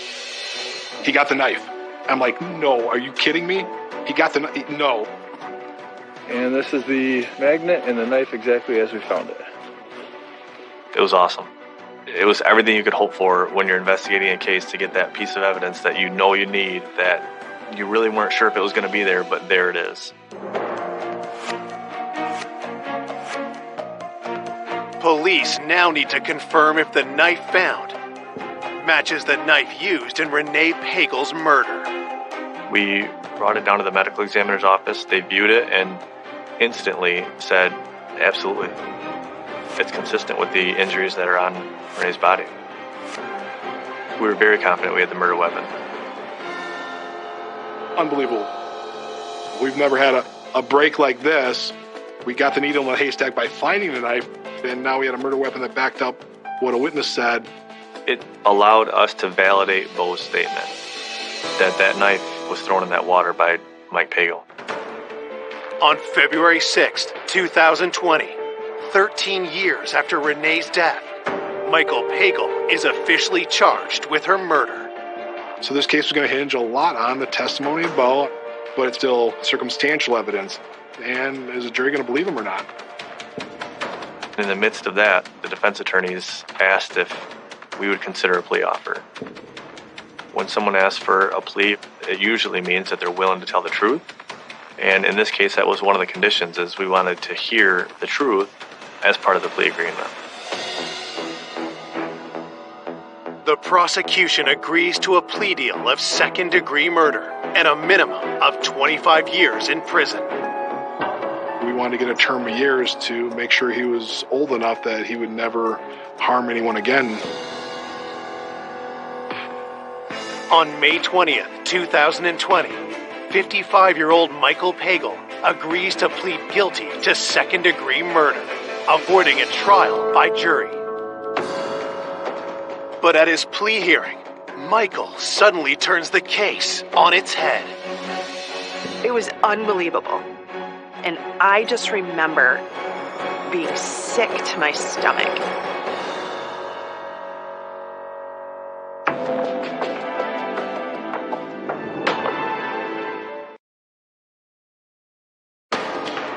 After 13 years of investigating the heinous murder of Renee Pagel, her estranged husband is finally being charged for the brutal crime.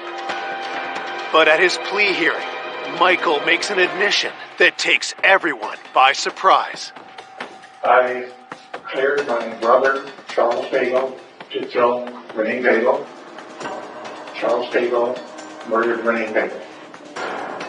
We were all absolutely shocked when he said that his brother did this. Mike maintained the fact that Bo was the one responsible. He admitted that he had orchestrated it and that he had planned it, but insisted that Bo was the one that actually did the stabbing, which was a complete shock to us.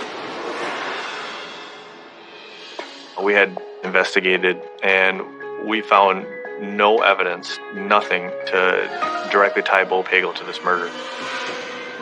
Had Bo been hiding his involvement all along? While detectives take another look at him, they also dig for more evidence against Michael. And after several searches of his home, they make a surprising discovery. At Mike's house, we found the ceiling had a hidden compartment.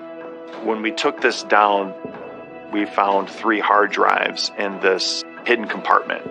Investigators spend time decoding the contents of Michael's hard drives, and what they find is chilling. In those hard drives, there was journaling. I would call it strange. It appeared to be written by almost 2 different personalities, one that would talk back and forth to the other. He talked about planning to divorce, how much he hated her. There was a lot of writings about his dislike and his hatred for Renee. Then, weeks later, police tracked down a crucial witness. We uncovered a friend who had said that he had gifted a knife to Michael that was substantially similar to the one that was actually found. And he admitted that he gave it to Mike as a gift, and it was delivered directly to Mike Pagel. So that helped us put the knife in Mike's hands. So now you have a knife that was found in the river that now a friend is saying had given to Michael and not to Bo. While the evidence is circumstantial, police believe it strengthens their case even further against Michael. There was nothing that could back up Michael's story in terms of physical evidence, any other witnesses, anything else other than his word about it. Whereas Bo at least had stuff to back it up. His alibi backed up, and the physical evidence that he provided backed it up. So there's just absolutely nothing that shows that Bo did this. This was Michael Pagel. This was all him that committed this murder that night. Investigators conclude what likely happened on the night of Renee's murder. when the children were sleeping. He snuck out of his house and he went over to Renee's. It's pretty well known that she donated a kidney. Obviously, she wasn't strong at this point. She was asleep in bed, and he walked in with that knife and brutally stabbed her.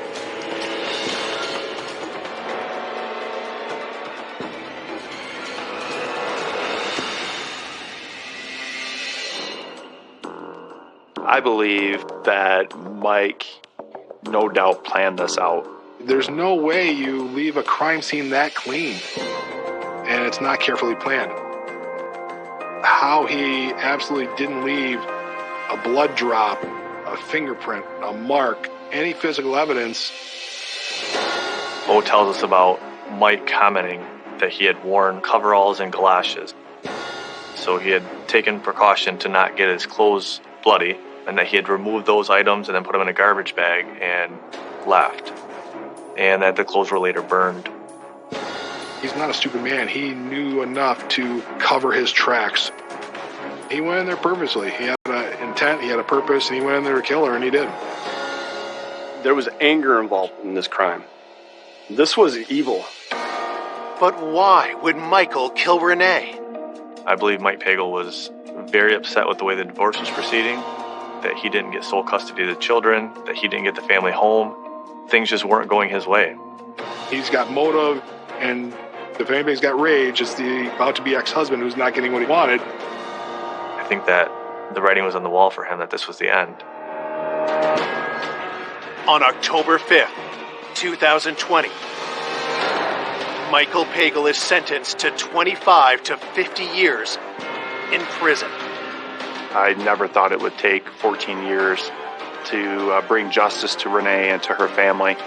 But, you know, you always had in the back of your mind that justice would be served.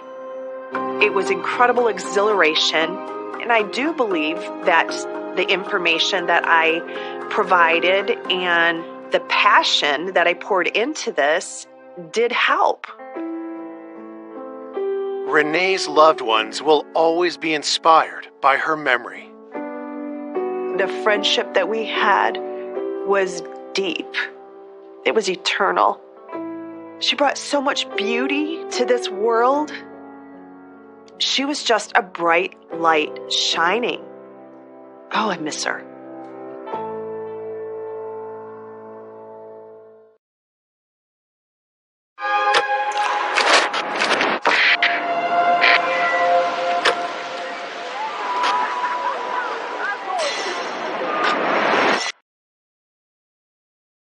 A selfless and caring single mother. She just loved life. Dana would help in any way she could. Is ruthlessly killed in her own home. There was a great deal of damage to her throat. It was a rather brutal attack. And it would have taken somebody very, very strong to have done that kind of damage. Leaving a family devastated. I cried every night. You just can't fathom it. You can't comprehend it. Police uncover a deadly obsession. She was being stalked by this guy. He had become violent. He was a heavy drug user. To expose a killer closer than expected. How is that possible? Someone that Dana was trying to help. That had to be a huge betrayal. Every time they looked at an obvious suspect, that person had an alibi. What I was told completely changed everything. That was quite a shock. I couldn't believe it. It was all a bunch of lies.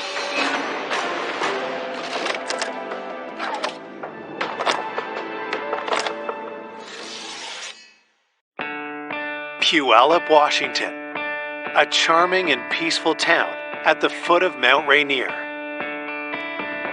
The city of Puyallup is about 30 miles south of Seattle, 6 miles east of Tacoma. It's just a nice little town. It's a community, a lot of families, parks. Has a small town feel to it. There's a lot of small businesses. The downtown area is easily walkable. It's a terrific little community. The tranquility is shattered in August 2001. when police get a call from a worried couple who cannot reach their nanny, Dana Laskowski, even after several attempts to contact her. We got a call from Dana's employers that she hadn't shown up for work. Her employers assured us it was very unusual for Dana to not show up. An officer is sent to Dana's home to investigate and arrives at 11 a.m., 3 full hours after she was expected to arrive for work. The officer arrived. He knocked on the front, knocked on the back door, and found the back door ajar. He walked in the back door, walked through the kitchen, and through the house, and found an adult female who's deceased on the couch in the living room. Working off a general description, the officer identifies the victim as Dana Laskowski. The crime scene is secured until detectives from Puyallup PD arrive. When we found her on the couch, we see the position of her body, and that's unusual. Her one arm is underneath her head, her other arm is behind her back. She's twisted so that her waist is at an awkward angle. The awkward twist to her body is something that we don't normally see in a natural death scene. It just has a sense that it's a murder. We saw abrasions to the neck, and there was a small pool of blood at her mouth. We did see abrasions on her elbows and knees. The investigator's suspicions are confirmed. Dana was murdered. What it looked like was a strangulation that occurred on the couch, and then the offender simply left her in the position that we found her. Forensic technicians searched the living room for evidence.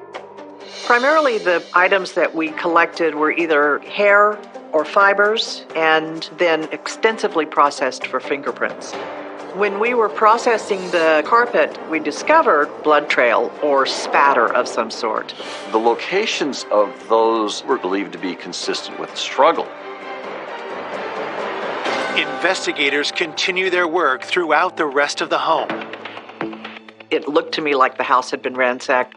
It had a feel that it had been searched, where someone was looking for something. We discovered a basement window that had appeared to have been recently broken, and it was possibly a point of entry. One of the first things we're going to wonder is, was the victim murdered by a burglar that broke into her house during the night? Or was the murderer somebody that she had invited over the house? As they wrap up their work at the scene, detectives contact Dana's family to deliver the tragic news. My son phoned me, and I said, yeah, and he said, Dana's dead. That was it. I was pretty much in shock, and I said, tell me one more time, say what you said, because I didn't want to believe it. You can't imagine that, because, there was no reason. Born in 1965, Dana's childhood was filled with joy. She was the happiest kid in the world. It was so easy. She just loved life. Dana was also creative, a special bond she shared with her father, Bill, an award-winning artist. She was always making things. She was artistic, like me, and was interested in what I did and wanted to help. So we were close. Just being around her, you felt her energy. You felt her enthusiasm and her zest for living each moment. As she grew older, Dana developed a nurturing spirit. She was babysitting from the time she was very young, and she loved the kids, and she always wanted to have a daycare. In 1989, Dana met Sam and fell in love. The couple married quickly, but from the start, there were complications. She was having trouble getting pregnant. In 1993, after years of fertility treatments, Dana's wish of starting a family finally came true. She was so excited when she found out she was pregnant, because that's what she really wanted all her life, and it was a pretty exciting time. Dana's delight only grew when she discovered they were having triplets. She loved the kids because then she could bake and she could make things and do art. She loved it. She really did. But by 2000, after 11 years of marriage, the stress of parenting took its toll on their relationship. Dana told me that she had moved and that they were separated. As a single mom, Dana worked hard to provide a good home for her triplets. Dana cared deeply about family, and especially for her troubled 17-year-old niece, Amanda, with whom she was very close. Dana would do anything for Amanda. Amanda loved Dana because, Dana was kind of this flashy, artistic type person, and Amanda loved all that too. Dana was a very kind, caring person, loved her family. Amanda was a frequent runaway. So Dana wanted to guide Amanda out of risky behavior, away from drugs, away from the runaway lifestyle. Amanda had a rough relationship with her parents, so would often turn to her favorite aunt. By all accounts, she was the kind of the cool aunt that you could go and actually tell the truth to about your problems. No judgment, just help. Dana soon became a surrogate mom to Amanda and her best friend, Emily Lauenborg. Food, showers, a warm place to stay, money. Dana would open her heart and her home to help in any way she could. She was a mentor and also a friend. Dana had an open-door policy and would always welcome Amanda's friends to her home. She was very comfortable at her age being amongst teenagers as though they were her peers. Just everybody loved her. But now, all that is left is loss and unanswered questions. For us to lose Dana was so hard. Losing a child is probably the worst thing that can ever happen.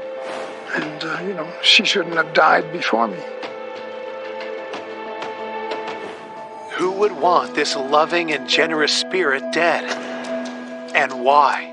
This murder was very unusual. Right from the start, we had a lot of things that needed to be done in order to find the killer. Back at the station, detectives start reaching out to those closest to Dana. They begin with her ex-husband, Sam, who they learn has the triplets staying with him. As the ex-husband, Sam, is a person of interest and the first person we needed to look at. But we couldn't find him. The fact that he was missing, this is significant to us. We have to find him. Coming up, investigators uncover a dark obsession. He had kind of gotten fixated on her, and he didn't really take no for an answer. And alarming secrets. In the journal, it said 10 things I want to do before I die, and one of those 10 things was kill somebody and get away with it. That point to a killer no one would ever suspect. I felt what he was telling me was not possible. You just can't comprehend that it's real. And the truth is finally revealed. That's about as close to a confession as you're going to get.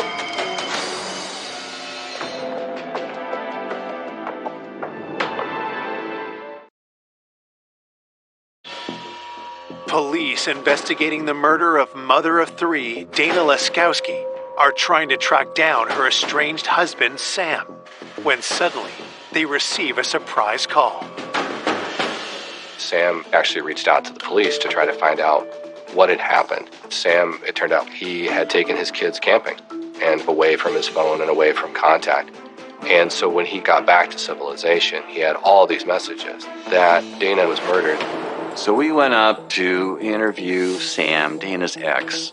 And so when we confirmed that Dana was murdered, Sam was upset. He would respond to all of our questions, but he's just not the kind of person that elaborates. As we were talking to Sam, we noticed he did have some abrasions on his knees, and that's unusual. We asked him about that, and he said they were from playing baseball. It was baseball season. Detectives press Sam about his feelings toward Dana. When asked about his relationship with Dana, Sam described it as they were estranged, but they co-parented their kids, and they've had arguments, but overall, they were trying to make it work. Sam and Dana just grew apart. When she moved away, she was so excited. I think it made her feel good about knowing that she could be independent, and I think that was important for her to be able to do that on her own. We just felt that Sam was mad at Dana for having relocated 3 hours away and had split the family, and the hopes of having a family and a marriage were dashed and destroyed. Was that enough to push Sam over the edge and harm Dana? Based on the information that we had about her ending her time with her husband and becoming estranged, we thought Sam had possibly come over to discuss something that has to do with custody, and they'd gotten into a fight, and the fight resulted in Dana's death. Police asked Sam where he was the night of Dana's murder. Sam said that he had left his kids at his home and he went and got gas. He showed us a receipt for that gas. He said the next day he went camping with the triplets. Detectives believe Dana was killed sometime between midnight and 7 a.m., but Sam cannot corroborate where he was at that particular time. It wasn't an ironclad alibi. He didn't have 3 adults who would be able to say he was with us all night. They were kids. They were sleeping. It was not impossible for Sam to have left the kids and come back to Dana's house and committed the murder. And we looked at the possibility that he filled up his gas tank, drove to Puyallup, killed Dana, and then drove back to the kids at the home. Investigators pressed Sam further. Sam denied killing Dana. When we approached Sam for his fingerprints and his DNA, he was not necessarily agreeable or cooperative, didn't like the idea that he was a potential suspect. He certainly didn't like the idea that we thought that he might be responsible for her murder.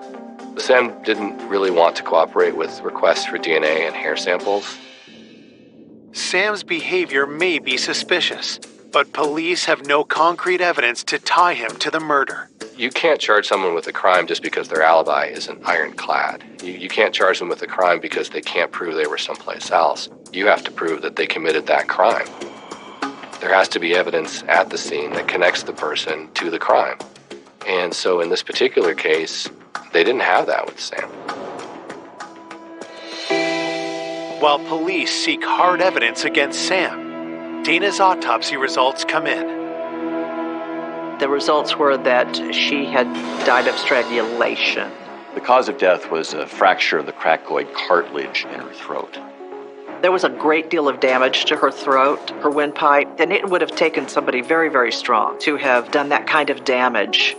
We were going to be looking for an offender who had upper body strength and prone to flying into a rage, because of the fracture of the cricoid cartilage takes a great deal of strength. And a strangulation itself takes a very committed attack. The victim generally fights back. And then the attacker has to double down on the strangulation while the victim is struggling back. Just to think that Dana struggled and fought for her life, it's just wrong. It's all wrong. Looking for new leads, detectives turn to Dana's niece. Police contacted Amanda, as she was a relative and somebody who knew the victim. And what Amanda said was that Dana was the kind of person where she could go over, do laundry, maybe get a little bit of money. That was who she was, and that's how she helped out Amanda, and she didn't know what had happened or who would want to murder her aunt. Detectives also speak to the couple who employed Dana as a nanny. When asked if they knew of anyone who might want to harm Dana, their answer is chilling. Dana's employers told us that Dana was being stalked by this guy. Her employers told us that Dana had said that if anything happened to her, he'd be the one. And that was significant to us because I'm looking for a killer.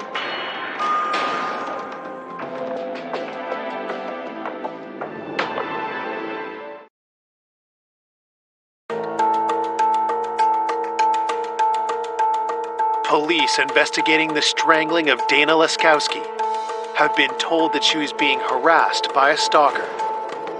Could he be her killer? Dana's employers told us that Dana was afraid of this Patrick. Patrick was a guy that installed cable in Dana's area. He liked her. Dana had told her sister-in-law and her employer he had kind of gotten fixated on her. Dana, by accounts, let him know that she wasn't interested. Police learned that Patrick had been trying to contact Dana for over a month straight, and that his pursuit had become even more intense. Patrick was leaving notes and flowers on her back porch. He wrote some notes that were like poems.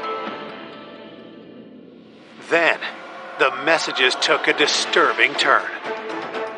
Dana's friends told the investigators he left her a note letting her know that he had been observing her and seen her doing things inside her home that he wouldn't know unless he was observing her. Dana mentioned that she was concerned about someone possibly watching her. The thing that really concerned Dana was that it appeared that he had her under surveillance. Dana had actually told a couple of people that if I ever turn up dead, Patrick did it. Investigators checked Dana's phone records, searching for any clues. The phone records indicated that Patrick had phoned Dana repeatedly. It wasn't just some guy who, sent her a couple extra texts and then disappeared. This was somebody who was going beyond that, doing stalking type things that would be concerning in any context. When investigators look into Patrick further, they make an alarming discovery. Patrick was driving a white van. It was a ladder truck. We had neighbors that had identified a white van in the area around Dana's residence prior to the murder. His work van had been seen in the alley behind the house. It was a white van, so it matched the description that the neighbors had mentioned. Pretty much demanded that we look at him as a very real suspect in killing Dana. Did Patrick's obsession with Dana turn deadly? We immediately got a search warrant for his DNA, for his locker, for his vehicle. On September 2nd, detectives find Patrick at his home address. We served the search warrant on him. He was very belligerent and very uncooperative with us during the service of that search warrant. He didn't want to answer questions. He didn't want to let them in the house. He did the kind of things that you might expect somebody to do if they had in fact been stalking someone and had gotten caught doing that. Investigators bring Patrick down to the station where they tell him Dana has been murdered. His demeanor changed 180 degrees from being belligerent and confrontational to Dana is dead. He says, I'm sorry, I didn't know that. I didn't kill her. Here, please take my DNA, search everything. I'm not the one who killed her. Detectives ask Patrick where he was the night Dana was murdered. Patrick said that he was at work that evening. He then hung out with some friends and went to bed. Once given the information for his alibi, investigators looked into it, and they were actually able to verify it. He had an alibi and could not have committed the murder.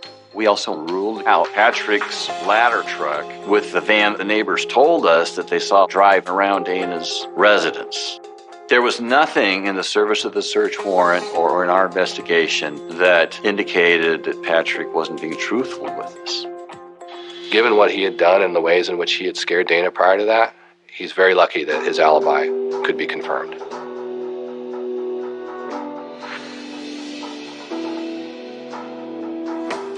Having cleared Patrick, investigators now focus on another man in Dana's life, Michael, who they learn was having a long-distance relationship with her. Michael lived up in Canada, worked in the film industry. Dana met him when she was up in Canada visiting one of her friends. And they hit it off, and so they started to date. But he stayed in Vancouver, and she was down in Puyallup, and that's a several-hour drive from Puyallup to Canada. Friends tell police that their relationship was not without problems. They said Michael would party to the level of like a teenager, that he was at a certain level of partying that Dana didn't approve of. And so Dana was a little uncomfortable with that.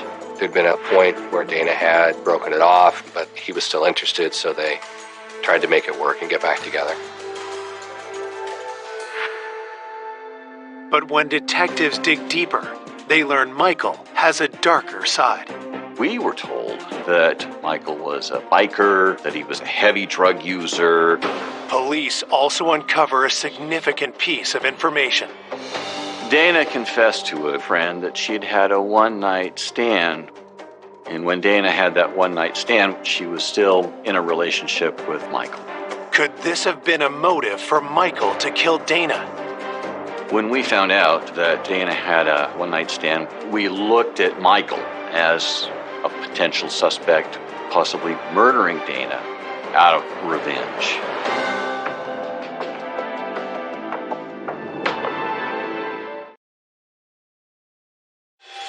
Investigators searching for the killer of single mother Dana Leskowski have a new possible suspect, her boyfriend Michael.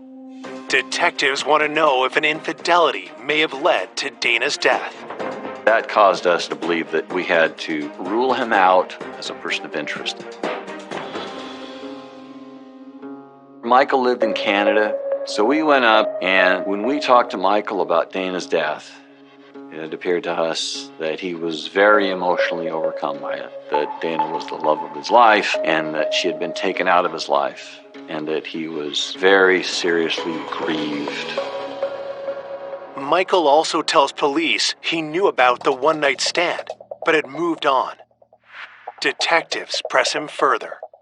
Michael told us that when he was on the phone with Dana on the night of her death, that she seemed a little guarded to him. He told her that he loved her, and then she didn't tell him back that she loved him, and he thought that was a little odd. He didn't like how the conversation ended. And that prompted him to want to get on the road and come down to see her and see if everything was okay. Michael claims he never made it to see Dana. He said he was stopped at the border and he was turned away. He had some legal matter up in Canada that wasn't settled, and so he wasn't admitted. There was border crossing records that verified his alibi, that he did not cross the border. He got stopped by Border Patrol, and so he was able to show definitively that he was not anywhere near Puyallup at the time of Dana's murder. We didn't find the evidence to support that Michael had committed the murder. Michael is ruled out as a suspect. Police also determined the man Dana had a one-night stand with was nowhere near her house on the night of the murder. At this point of the investigation, we just were really kind of at a dead end. I mean, there were all these people who would have been really good, solid suspects in any homicide investigation, but all of them had alibis, and all the alibis were verified. I was frustrated that the case wasn't moving forward, that it wasn't advancing. With the case at a standstill, detectives search for any detail they may have overlooked. Where Dana's ashes are inurned, there's a book, and people can go and write their memoirs. The book has been left open for comment since Dana's funeral. If the perpetrator was someone who went to the funeral, and if the perpetrator was someone who maybe has some guilt about that, they may have left a clue behind. When detectives look at the book, one entry, written over a month after the funeral, grabs their attention. One of the memoirs that was written by Dana's niece, Amanda. And she said, "I'm so sorry I wasn't a better niece for you. 34 days clean and sober. It's all for you."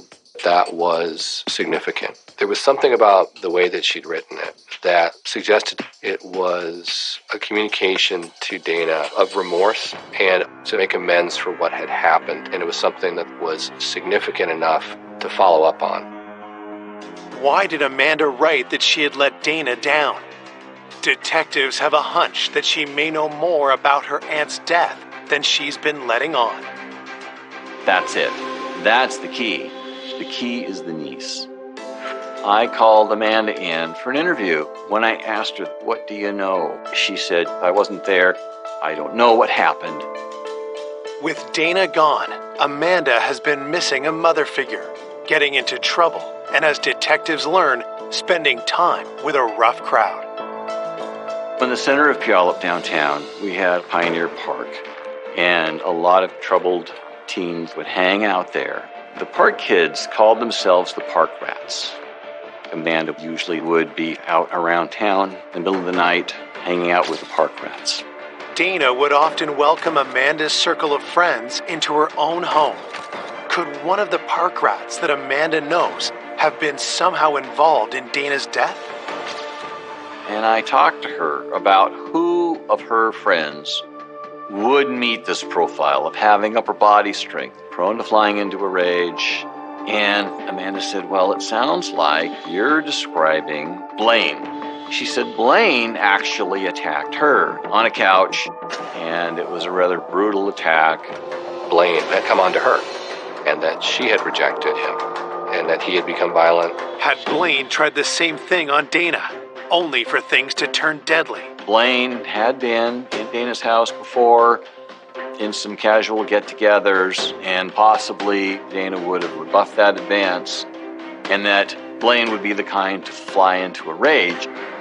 Then, Amanda reveals something else. Amanda said that while we were processing our Auntie Dana's crime scene, she was across the street. She ran into Blaine there.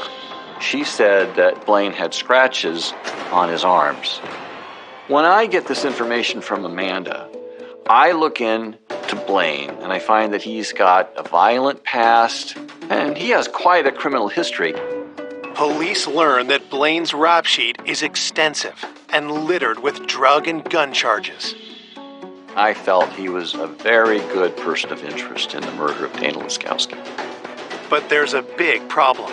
Blaine is no longer in Washington. I found him living in the far southeast part of the United States. I wanted to bring him back to Washington to collect his DNA, to talk to him as a person of interest. But he was not cooperating.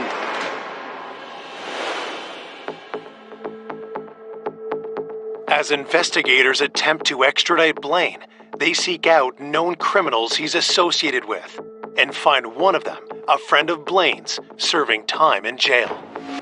I sat down with him and I said, I'm looking at Blaine as being responsible for the murder of Amanda's aunt. He's got this upper body strength, he's prone to violence. And he looked at me and he said, Blaine didn't kill Amanda's aunt. What I was told completely changed everything.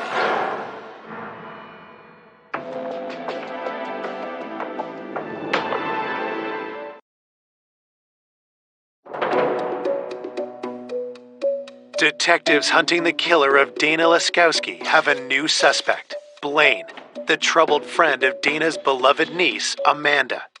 With Blaine out of state, investigators grill his friend in jail, and what he tells them is explosive. So police suggested to him that maybe Blaine had been involved. The friend said, no, it's not Blaine, it's Emily. He said, Emily killed Amanda's aunt. It's a stunning allegation. 17-year-old Emily Lauenborg is Amanda's best friend and someone who Dana treated like a daughter. I felt what he was telling me was not possible because Dana always had an open door and was always welcoming to Emily. Police found out that a lot of times Amanda and Emily would show up at Dana's house. Dana was somebody that Emily could go to safely regardless of the circumstances, and Dana would take her in. So as you can imagine, that was quite a shock to the team. To confirm his story, investigators speak to other members of the Park Rats. Two of these kids told me, yes, Emily killed Amanda's aunt. Blaine didn't kill Amanda's aunt. Nobody doubts that Emily did it. Nobody. One of these individuals told us that Emily was doing a lot of drugs. Had Emily's reckless behavior somehow played a role in Dana's death? I was told that they all had nicknames for each other, and that Emily's nickname was Mutant. The first nickname that we called her was the Mutant, because she was stronger than any other girls that we knew. Everybody's scared. She'll beat your ass. She'll knock you out. She was tough. She would challenge them to wrestling. She would beat them in wrestling. She was very intense.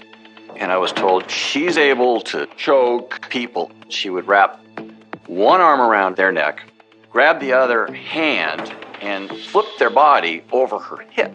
And that was consistent with the body position that we found Dana Laskowski in. Twisted at the waist, with one arm behind her back and an injury to the neck.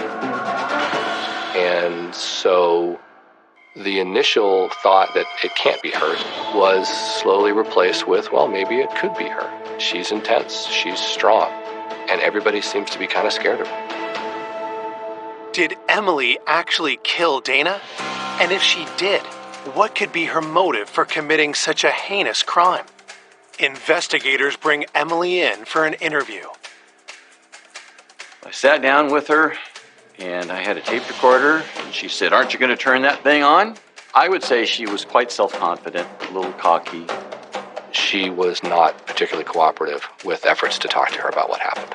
I said, here you are, sitting in a police station under suspicion of murder, and you're playing this game with a detective. And I said, look at these people right here that have told us you killed her. And she said, those people are lying, and that she didn't do it. She got very angry. Those people are lying. When investigators ask Emily where she was the night of the murder, she dodges the question. She was bartering and arguing with me and not really giving me a clear defense and denial.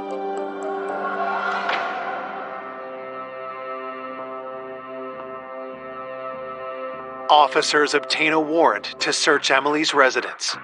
One of the items that they recovered from Emily's apartment was a shirt that Emily had taken from Dana. One of her friends told us that Emily had a black shirt that belonged to Dana and that she actually wore that to Dana's funeral. We went back to the pictures of the funeral and did see that Emily was wearing a black shirt. One possible explanation for that was rubbing her nose in it. Not only did I kill you, but I'm wearing your blouse to your funeral. The search uncovers more incriminating evidence. And we found this journal. And in the journal, it said, 10 things I want to do before I die. And one of those 10 things was kill somebody and get away with it.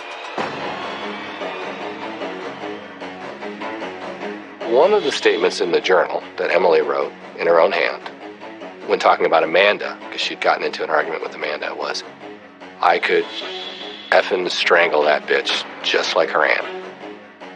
So that was very significant. I was invigorated because I had something. That's about as close to a confession as you're going to get. It is absolutely sufficient for me to take that to a jury and say, this is her admitting that she killed Dana Laskowski. On March 13th, 2003, Emily is charged with first-degree murder. When I found out that Emily did what she did, I couldn't believe it. When you find out that such a young person could take a life, how is that possible? Someone that Dana was trying to help and care for, that had to be a huge betrayal. You just can't fathom it. You can't comprehend it. It's devastating. Though Emily is in custody, prosecutors know most of the evidence against her is circumstantial. So they circle back to Amanda. It had become pretty clear that Amanda was going to be the key to solving this. We needed Amanda to crack, because absent that, or a confession, there wouldn't have been enough to prove that Emily committed that crime. If Amanda did know what happened, why hadn't she told police? And why had she covered for her best friend? So I meet with Amanda and I said, listen, Amanda, you have led us on a wild goose chase. Starting off with Blaine, who was in another state. He didn't do this. You have not come forward with this right from the start. You know what? This is a case of conspiracy after the fact. So tell me what happened. That's when she really cried and sobbed.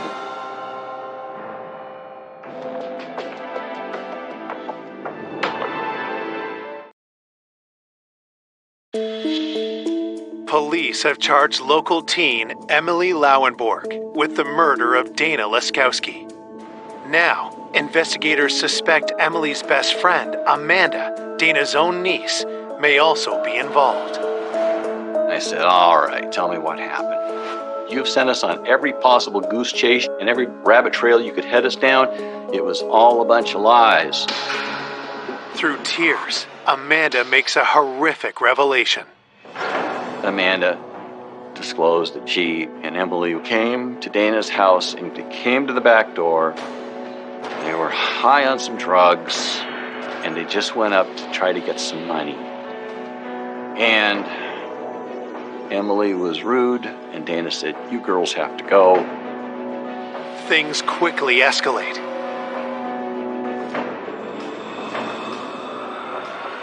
Emily was being belligerent, and Dana touched Emily to kind of guide her out the door, and Emily just exploded into a rage or attack. Basically, she attacked her, put her in that wrestling hold, and squeezed too tight with some kind of scarf or fabric. Amanda said she turned around because she didn't want to watch what was happening. But she heard a crack, and she heard a gurgle. She heard Dana gasping for her life, and then she didn't hear anything. And that was because Dana was dead. And then they took the money and left. It seemed to be, by Amanda's account, that it was kind of an explosive situation that got out of control. They didn't go to the house to murder Dana. I was told that Emily had said that Amanda was always ditching her for her aunt. Emily, she was jealous of Dana. It's my opinion that the motive Emily had was to get Dana's influence out of Amanda's life, and Emily just went over there with the intention of getting Dana so mad at Amanda that Amanda wouldn't be welcome at Dana's anymore, and that Emily would have achieved what she wanted, and that the murder simply got out of control because of emotions and drugs. But why didn't Amanda come forward earlier to tell the truth about what happened that night? I asked her, why didn't you tell us right up front, right at the start? She said, because of my family. It's so bad now. What's it going to be like now when they find out? She wasn't involved in the murder, but she was involved because she was there at that time, and I don't know why she didn't do anything. It was upsetting and surprising to all of us. Prosecutors need Amanda's testimony to have any hope of convicting Emily for murder. Amanda agrees and will not face any charges herself. If she's charged with a crime, then she has the right to remain silent. She was the star witness for the case. If we had charged her criminally, we couldn't have called her as a witness. Despite the agreement, prosecutors fear Amanda won't keep her side of the deal. The biggest challenge for us, from a prosecution standpoint, was that setting aside Amanda's testimony, everything else was circumstantial. Wearing a blouse can be explained away. An angry journal entry can also be explained away. I think the only way that we could have been successful in front of a jury was to have Amanda take the stand. The problem was knowing exactly where Amanda's loyalties would be. She was very conflicted. And there was definitely a chance that Amanda could have taken the stand and said, I lied to the police when I said what I saw. And I didn't see any of that. I was very concerned that the jury was going to listen to this case and look at Emily and say, I just don't buy it. This is a case where, had we taken it to a jury, all of those questions that had come up in the investigation, all the initial leads, all of the doubts that it could really have been Emily, all the alternate explanations were certainly enough that it could have been that a jury had decided that we just didn't prove it beyond a reasonable doubt. Prosecutors face a difficult choice. Risk Emily walking free after a jury trial, or guarantee at least some jail time with a plea deal. Ultimately, what we're trying to do here is to make sure that we hold the killer responsible. Emily was allowed to plead guilty to a lesser charge of manslaughter. On January 21st, 2004, over 2 years after Dana's murder, Emily is formally sentenced. Emily was charged as an adult. Her sentence was just under 7 years. Even though Emily is sent to prison, her sentence brings a mix of emotions. I felt a sense of relief that someone was now being held accountable for Dana's death, but I did feel angry. I thought, well, at least it's something, But it just was amazing that you could take the life of a young mother and only get like 6 years. Doesn't make sense. Dana's family was upset that the sentence was so light. They felt that the person responsible for taking the life of Dana should have been given a stiffer sentence. It was really tragic. And one of the things about the criminal justice system is it doesn't put things back the way they were. It just tries to hold people responsible so people can move forward. I cried every night. I think I must have cried for a year. I miss her a tremendous amount. And I will think about her forever. I don't think we ever will get over the loss of something so tragic. I can't really say her family ever had closure because to them, the loss was the loss of Dana. A gavel dropping doesn't undo that loss. I miss her a lot. I think Dana would want to be remembered as a loving mother, a loving friend, and a loving child.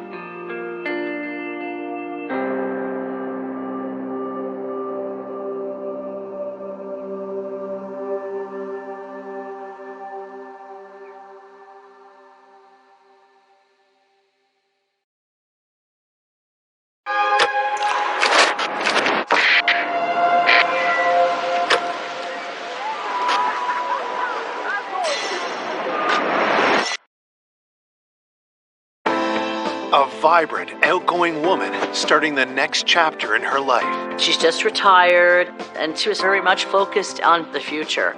Diane was a person that everyone should meet in life. Positive, happy. But her life is cut short in a night of immeasurable horror. There was blood splatter everywhere.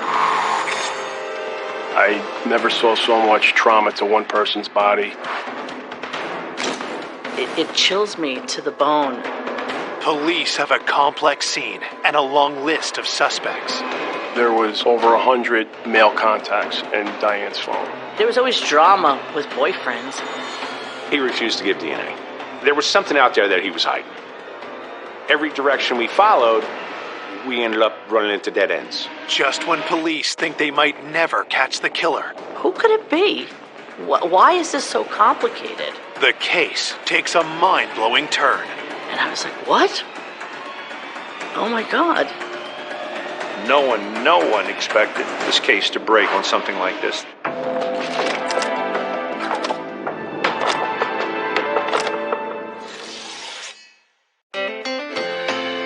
Union Township, New Jersey. A bustling East Coast community with a small town feel. Union Township's a mix of mostly suburban, but it's got its downtown area. It's peaceful, it's quaint, it's safe. But all that changes on a cold November afternoon. 911, where is the emergency? I can't even think of the address right now. Okay, ma'am, listen to me. Take a deep breath. What's going on there? She's not answering. Can you tell me if she's breathing or not? No, she's not. Hurry, please. Please hurry. After receiving a call from the victim's parents, the Union police responded immediately to the home. The father was across the streets with the mom, and they were clearly in shock. The couple tells police they found their daughter, Diane Zaleski, unresponsive inside. When I got there, there was massive amounts of blood in the foyer. The walls were covered with blood spray. There was just blood everywhere. We followed the blood trail into the basement and discovered the victim's body. She had clearly been dragged to the basement. You could see her at the bottom of the stairs She was literally in a pool of blood. There were stab wounds all over her torso, her face, her neck. There were defensive wounds on her arms and hands. We knew there was a struggle, no doubt. I never saw so much trauma to one person's body. She was partially clothed. There was a pair of black underwear, literally right next to her head. Had the victim been sexually assaulted as well? Investigators find more disturbing clues. There were 2 empty containers of solvent by the woman. It appeared that the body had been cleaned. So this was an effort to obscure evidence. The killer also tried to erase their tracks throughout the house. The kitchen sink was full of soapy water, and inside was the remote controls, some cleaning brushes, and lots of various items that it appeared the suspect had touched. Also, the garbage can was gone, which led us to believe that the killer got rid of DNA or blood evidence or fingerprints. The entire bathroom area was soaking wet. The shower head was not in its cradle. We thought the killer took a shower, so we pulled the drain to check for DNA. The crime scene was, how I would describe it, Herculean. Detectives can't find a murder weapon, but forensics discover what could be a crucial piece of evidence the killer failed to clean up. There was a droplet of blood on the floor. It appeared to be foreign to us. It was cast off and inconsistent with the victim's blood. He had cut himself somehow in the course of the struggle, whether it be from a knife, from punching her. We knew that the guy was trying to cover himself, but it was minute, and they found it. They saw that blood. We immediately swabbed that piece of evidence and transported it to our DNA lab. Detectives get more information from Diane's parents. They had gone to the house because she was supposed to take a sister-in-law to a doctor's appointment that morning, and nobody could get in touch with her. They entered her home, and they discovered Diane's body. Her parents were really suffering. Diane was a born and bred Jersey girl, gregarious and adored by her friends. Diane, she brought joy to a lot of people's lives. Very positive, happy, laughing and dancing. Even though she wasn't married and she didn't have children, she was very much focused on her family. Her parents were a little bit older, so she was kind of watching over them. And I knew her brother because he had lived with her for a while. After 17 years of working as a legal secretary, Diane was now taking time for herself. Here's this young single woman in her own house, and she's just retired. When she was offered a certain buyout package, there was no hesitation. She was ready. She had worked long and hard in her life. Diane was social. She had her friends from work, and often they'd go to happy hours. Then she had her dance friends. She would go on dates. She would just say, you know, Joanne, in the end, I'm just looking for a guy who can carry in my packages. She still had hope that she was going to meet somebody to spend life with. As investigators finish processing the crime scene, a theory evolves. There were no forced entry marks that we could find in the house. He took the time trying to obscure everything. He tried to clean her body. All this took time. In addition, there was a pot that appeared to have food in it. Maybe Diane had been cooking or had been eating when her killer entered her home, and there was a fork from that pot that we found in the kitchen sink full of cleaning fluid, which led us to believe the suspect had also taken time to eat. I was involved with at least 150 homicides. I never saw anyone hang out in a house after a murder. I just never heard of it. We felt it was someone Diane knew. The killer was very comfortable in this house after the death of the victim. Which led us down the boyfriend road or someone who was dating her road. But what was the killer's motive? For any human being to do this to another human being is, I don't even have a word for it. Police rule out robbery since nothing appears to be stolen, including Diane's wallet. And when investigators look through it, they find a clue. We found a business card. It belongs to someone named Mark. Who is this man? And could he know anything about Diane's brutal murder? We found out from her family that he lived in the general area, and it was a bar just up the street from where Diane lived. And we found out that they had been there. So we think that's where she actually got his business card. And because she was out there, she was dating, we wanted to speak to everybody. Maybe he had some information. He came in, and I showed him a picture of her, and he flat out refused to say that he even knew her. He said he had no idea why the card was in her wallet. And then he said, she's not the target I would usually go for. Target? Coming up, old boyfriends with disturbing pasts. There was a restraining order in effect. Play cat and mouse with police. That wasn't his real name. This guy was ducking us. When an unexpected tip sparks a race to find the killer. Oh, he was just a monster. There was now an absolute manhunt.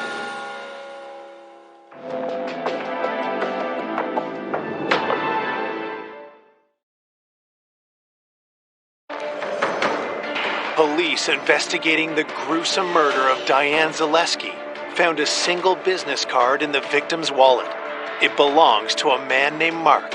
Investigators want to know if he and Diane recently met, and when detectives question him, they become suspicious. The words that came out of his mouth about targets were very strange. His mannerisms and just the things he said, they were wrong. I don't call girls that I'm going to go out with targets. He had done something, maybe, to other women. He wouldn't tell us anything. Detectives found a drop of blood at the crime scene that they believe belongs to Diane's killer. Could it be linked to Mark? He refused to give DNA. Just out and out refused. It was something that was concerning to us. Someone who's innocent usually is cooperative. He had taken a bottle of water from us, and when he was finished, he wouldn't throw it out. He left. And he carried his bottle of water with him. So he obviously knew something about DNA. So I followed him. He walked about 2 blocks away from the building, and he threw it. Detectives collect the bottle and send it in for testing. As news of the murder spreads. I couldn't believe it. I just was like, oh my God. Oh my God. It was like a bad dream. I just couldn't believe that it was her. It was just so devastating.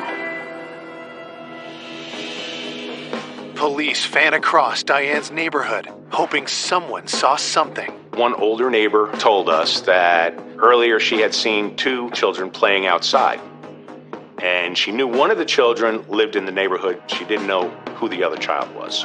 During the winter, she had seen him shoveling Diane's driveway.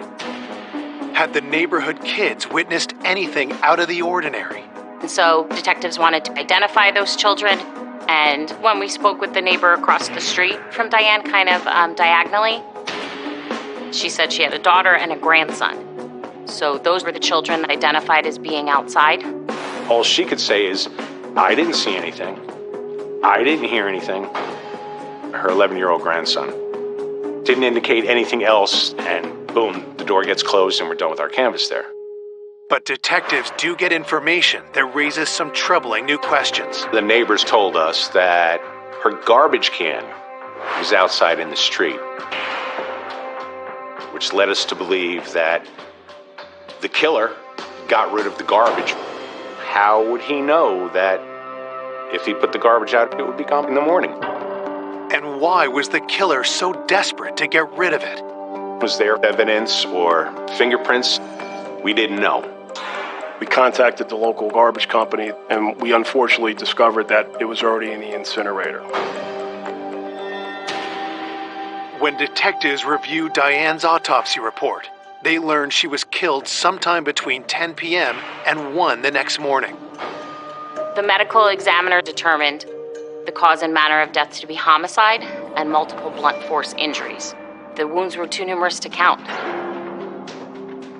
The person that had done this was obviously very violent. Some person who had snapped. Because the body had been clean, the medical examiner could not determine if there was any signs of sexual assault. What she had to live through, it's gruesome. It's frightening. I struggle with why. Why did that happen to her? I don't understand that it was just a heinous crime. A week after Diane's death, investigators get the results from the blood they suspect came from the killer at the scene. We were able to obtain a DNA profile, and it was male. We did enter the profile through the DNA data bank, and that came up negative. So we knew we had the killer, we just didn't know who it was. Will Mark be a match? Police have to wait another week to find out. And he was negative. Because DNA is the only piece of evidence police have to tie the killer to the scene, detectives need to find the match. It was our goal to locate and interview every male individual that she was friends or romantically involved with and obtain a DNA sample. We discovered that there was over 100 male contacts in Diane's phone. One of the first contacts detectives talked to is someone named Mike Prunell. We showed him a picture of Diane. He was like, Mark, he denied ever knowing her. And okay, take people at their word. Without anything linking Mike to Diane, detectives don't see any reason to question him further and let him go. We are interviewing basically anybody and everybody, and we were coming up with nothing. We interviewed girlfriends just to get a feel of Diane, how she was, if she had mentioned guys she might have been dating. I met the prosecutor, and he wanted to know everything about Diane and what I knew about her. There was always drama with boyfriends. We thought for sure that it was one of those bad boyfriends. A familiar name comes up, Mike Prunell. But he had told police he didn't know Diane, so detectives do more digging. You know, checking driver's license histories and criminal histories, and you don't find Mike. We thought it was curious. We wanted to speak to him again, but he never returned a phone call. Every direction we followed, we ended up running into dead ends. Why can't police find any records for Mike? And why did he lie about knowing Diane? There was something out there that he was hiding. When detectives asked Diane's brother Ron about Mike, what they hear completely surprises them. Not only did he know her, but he asked Diane's father for her hand in marriage some 20 years prior. So he knew her real well. Another red flag.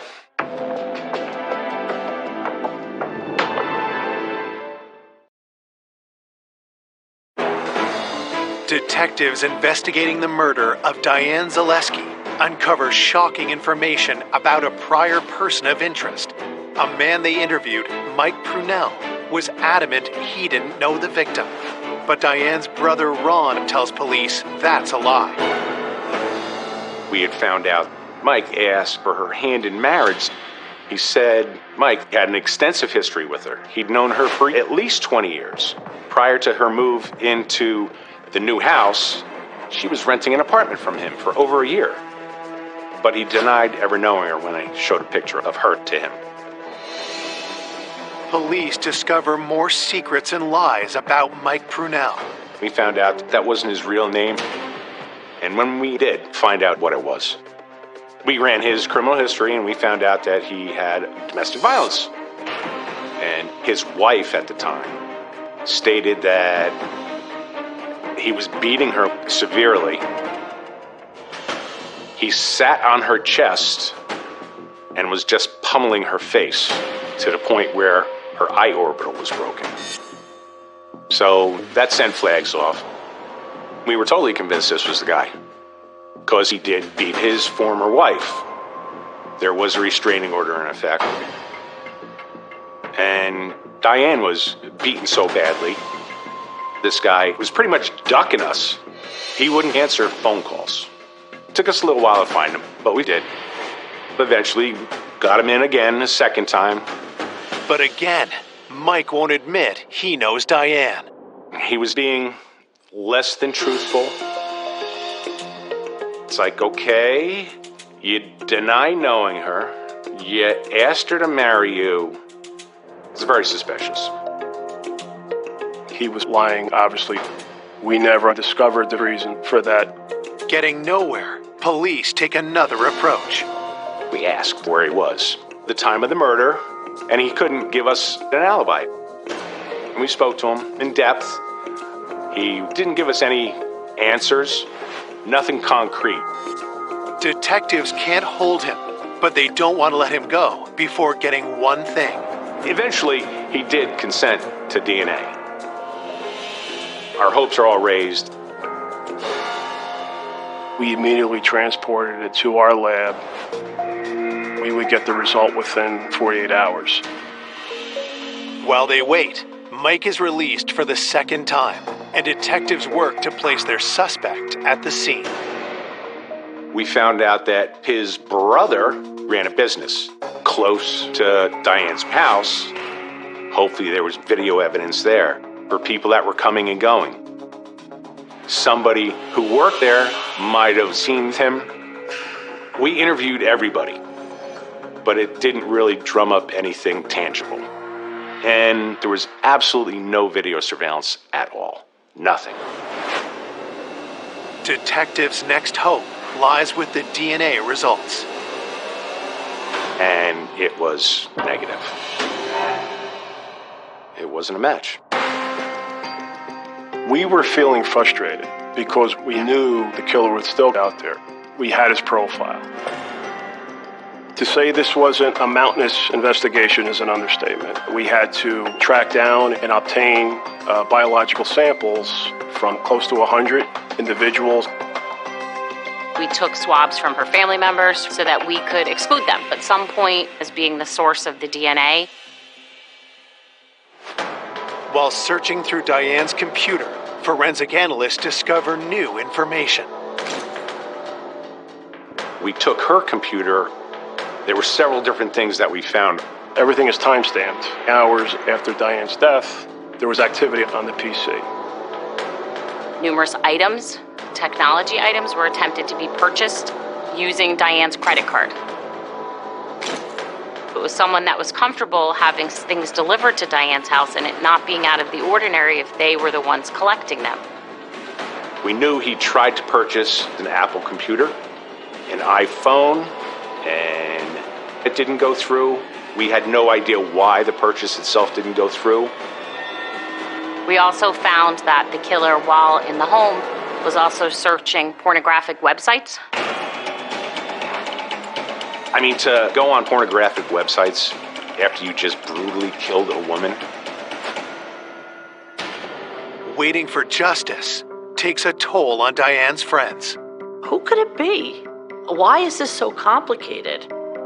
We watch the news all the time and we see these things, we see murders, but when it happens to somebody you know, it's devastating.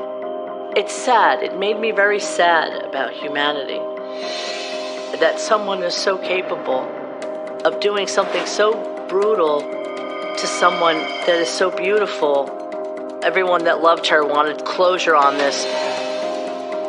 3 weeks after Diane's murder, detectives get results back from the crime lab that send the investigation in an unexpected direction. We tested the black underwear found next to the decedent's head. DNA profile was collected. That DNA came back to her brother.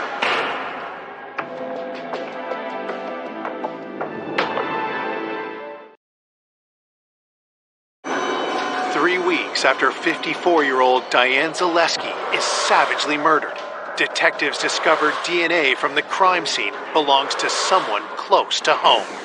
The DNA that was in the pair of underwear lying next to Diane came back to Ron, her brother. A lot of things ran through all of our minds. We just couldn't believe it. We thought that there might have been something sexual with her brother, and she had enough. And he killed her. Brutally killed his sister. Diane's brother worked for the Department of Public Works, so he would know when garbage was collected on her street. The killer knew I can stay until the garbage is removed and then I'm safe to leave. So there's a possibility that Diane's brother could have done it, collected all the evidence, and taken out the garbage. The killer was there for a long time. Diane's brother, he knew her pattern, her daily pattern. He would be comfortable staying on the scene, making themselves something to eat. I called him up that night and said, "Hey, do you got 10 minutes to come down and talk to me?" Ron agrees to come in the next day. How do you say this without accusing the brother of basically having sex with his sister? Because that's what it leads you to believe. I have this report saying that Ron's semen was found in the underwear, so I just put the report on the desk and I slid it over to him and I said, "What do you think?" It's like he was hit by a freight train. The jaw drops. He said, I can't explain it. It can't be true. He went on about the wash and the laundry, that up until just prior to her death, she was doing laundry at her brother's house. I sort of left it at that. I said, we can keep this between us for now. I'll talk to you again in a couple days. In the interim, detectives send Ron's DNA to compare with the blood spot found at the scene.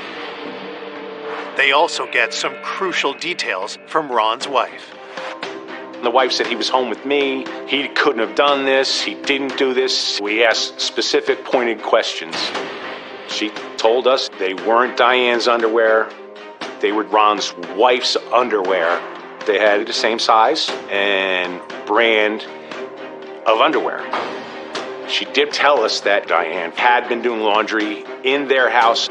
We also found out sperm can be resilient into the wash. So the sperm that was in the underwear could actually be from Diane's brother, and her sister-in-law and her underwear got mixed up.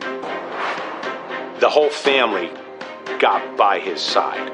After conducting all the interviews, we all came to the conclusion that he didn't do a thing. There's hard proof of Ron's innocence when investigators find out his DNA isn't a match for the blood found at the scene. The case took lots of twists and turns, and there were parts that were shocking to us where we had to kind of sit down and regroup. Diane was also on some dating websites, so we also had to attack that aspect of the case. Could she have met someone sinister over the internet? Online dating can be frightening. There are people who are really troubled, and if they come across your path, you are the victim. Detectives focus on someone who called and texted Diane a lot. Kyle came to our attention because he was in her phone. And Kyle was very evasive. Didn't want to come in for an interview. He was just a friend. He wasn't romantic with her at all. At least that's what he said. But was that true? Or did Kyle want more than Diane's friendship? Her circle of friends said he was a possible person of interest. And we acted on it. We followed up on it. He was not cooperative. We obtained subpoenas to go find him and bring him in for statements. When he finally did come in for an interview and refused to give a DNA sample, it was too intrusive to him. And he asked a lot of questions. Normally, I'm the guy asking all the questions. So it gets your radar up a little bit that something's not exactly right with this guy. He actually said that he was at the house the week prior to her death So he was familiar with the house, wanted a relationship with the victim. He denied that. We didn't believe that was true at all. People that I'd spoken to didn't think that he was her type. Maybe she laughed at him and told him to get out. Why else would he be evasive if he wasn't hiding something? There were no signs of forced entry at all to the home. So Diane must have let this person into her home. Was that person Kyle? Maybe he didn't go there with the intent to kill, but maybe something flipped the switch. Detectives want to know where Kyle was the night of the murder. And he said he works nights. And all the access in the building was key card controlled. Detectives check logs. There is a record of Kyle swiping in. But who's to say that somebody else wasn't using his key card? Until we got DNA, we'll just never know. Investigators tell Kyle if he wants to be ruled out, he needs to cooperate. We did eventually collect his DNA. He was negative. DNA set him free. As weeks turn into months, investigators are far from uncovering the identity of Diane's killer. We were hitting the year anniversary of Diane's death. It was very hard to explain to the family that we were no closer. You saw a family not being able to fully grieve because they didn't know who did this. It was like a bad dream. I was worried. I said that they should have found someone by this time. We knew the killer was out there. We were feeling frustrated. He would never be identified. That was our worst fear.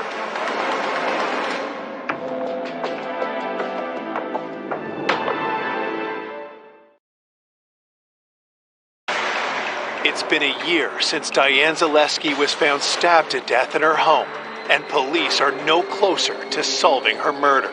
To find her killer, detectives come up with a new strategy. You usually try to piece together the victim's life, but we felt we needed to come at this from another angle and try to figure out who our suspect was. Detective Henderson met with the FBI profile unit to identify what type of behavior a person may have done this to Diane. We talked to psychologists, psychiatrists, and we hashed everything out. Where we went, why we went there, what did this lead, is there anything still open? We went through all the DNA, we went through all the interviews, we went through the whole case. You know, the person trying to buy stuff online, the pornography that was visited, everything. We laid out the whole case. The profile came back to a loner, a petty thief, possibly, someone with psychological issues, someone that was in her life, but not for a long time. Age would have been younger. It would have been somebody that was into technology. We realized that the individuals that we were speaking to did not fit that profile.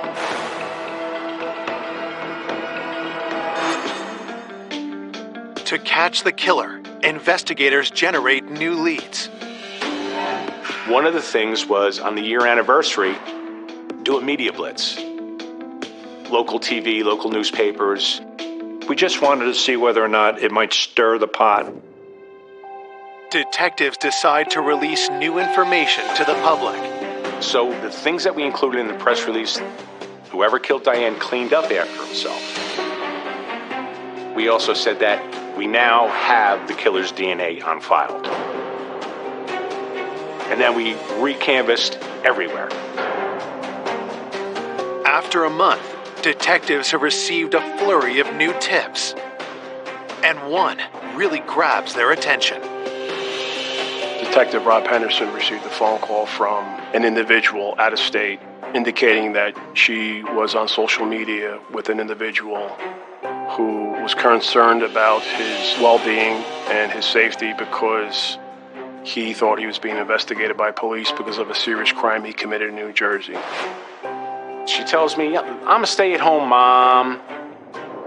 You may think I'm a little crazy, but I'm Facebook friends with this guy. This woman was on Facebook and had met a person years earlier in a Facebook chat room, and then eventually formed a friendship with this person. She explained to us that she had had conversations with him that were troubling to her. She had said that he had told her that he had committed a murder. This witness was very concerned for her family, but she said, if he had anything to do with this, I need to speak the truth. We had been friends for about 3 or 4 years at that time. We used to chat through Instant Messenger all the time. He had a lot of different screen names.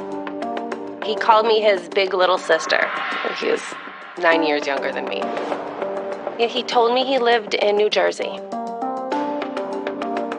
He was fluctuating in and out of homelessness. He told me that he sold drugs and things like that, but I didn't feel like that was who he was. I think he was just doing it because he felt like he had to. Out of the blue, he's like, I did the worst thing you can think of. And I'm kind of sitting there thinking, like, what is he talking about? I don't know, a drug dealer getting killed. And I was like, what did you do? He said, they found DNA. And so I'm like, what do you mean they found DNA? While I was talking to him, I Googled some articles just to see if anything matched up with the story that he told me. And so I went online and I looked up murder, New Jersey DNA. And instantly an article came up.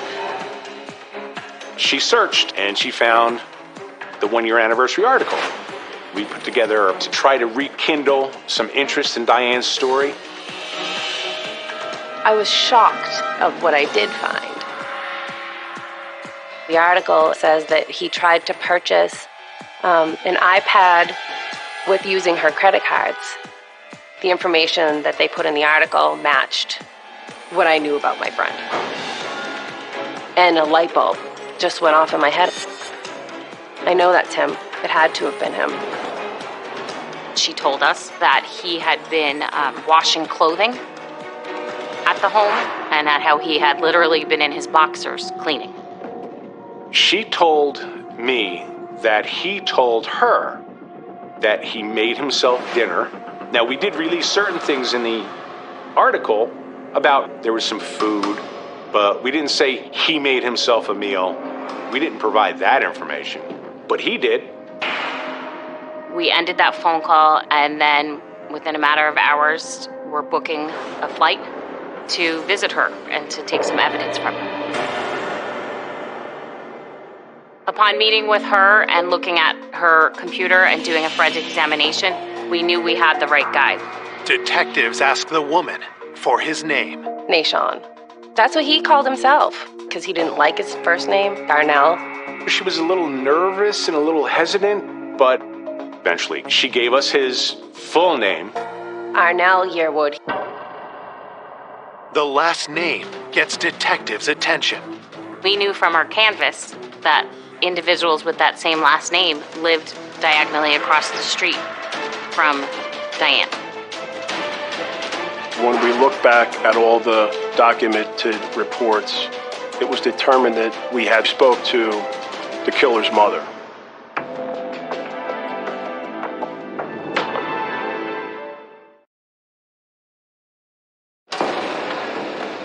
After over a year and a half investigating the grisly murder of Diane Zaleski, police finally get the break they need. They have the name of the suspected killer, Arnell Yearwood. And in a shocking twist, detectives discover his family actually lives on Diane's street, and they've been to the house. We were there last year after one older neighbor told us that she had seen 2 kids playing outside. And she knew one of the children lived in the neighborhood. She didn't know who the other child was. We did some more digging and some more investigation on Yearwood. Arnell Yearwood, although he was in his 20s, he was very small in stature. So he could be mistaken in a puffy jacket for a kid. We knew that Diane had some kids on the block helping shovel snow or do some yard work. It really led us to believe who was described as this kid was the killer. We went back across the street, made it look like we were canvassing other homes, but really we only had one home that we wanted information from, and that was his mother, Mrs. Yearwood. So we went to her home, said, "We know you have a son," and asked specific information about that son. And her daughter, who lived in the home, the mother of that child that was seen on the block, expressed to us that her brother, Arnell, had been at times living in the basement. And it would have been during the time frame of Diane's murder. That her brother sometimes would be outside with her own son.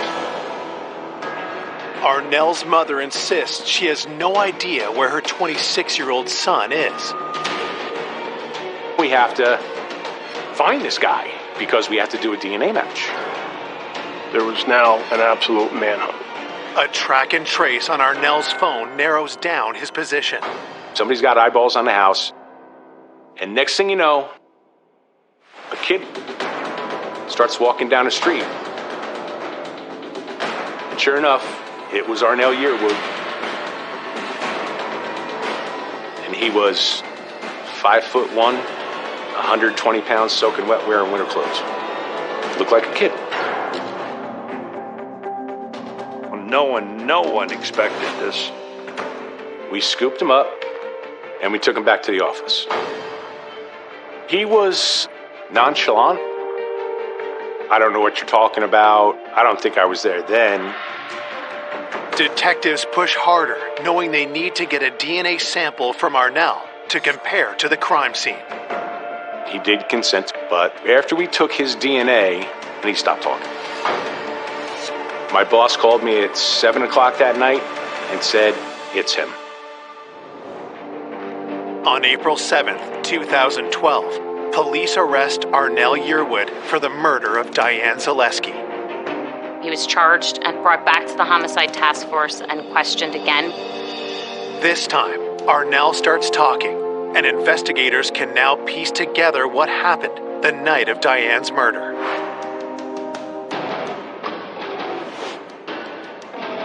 She let him in based on the fact that he was a neighbor.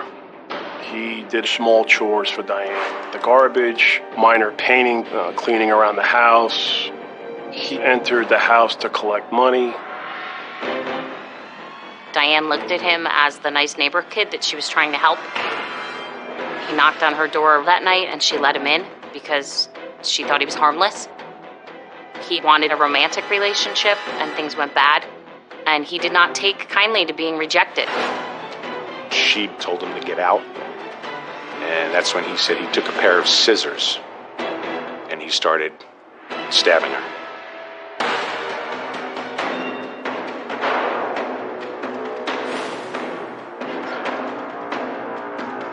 In the entrance right at the front door, that's where the first attack occurred.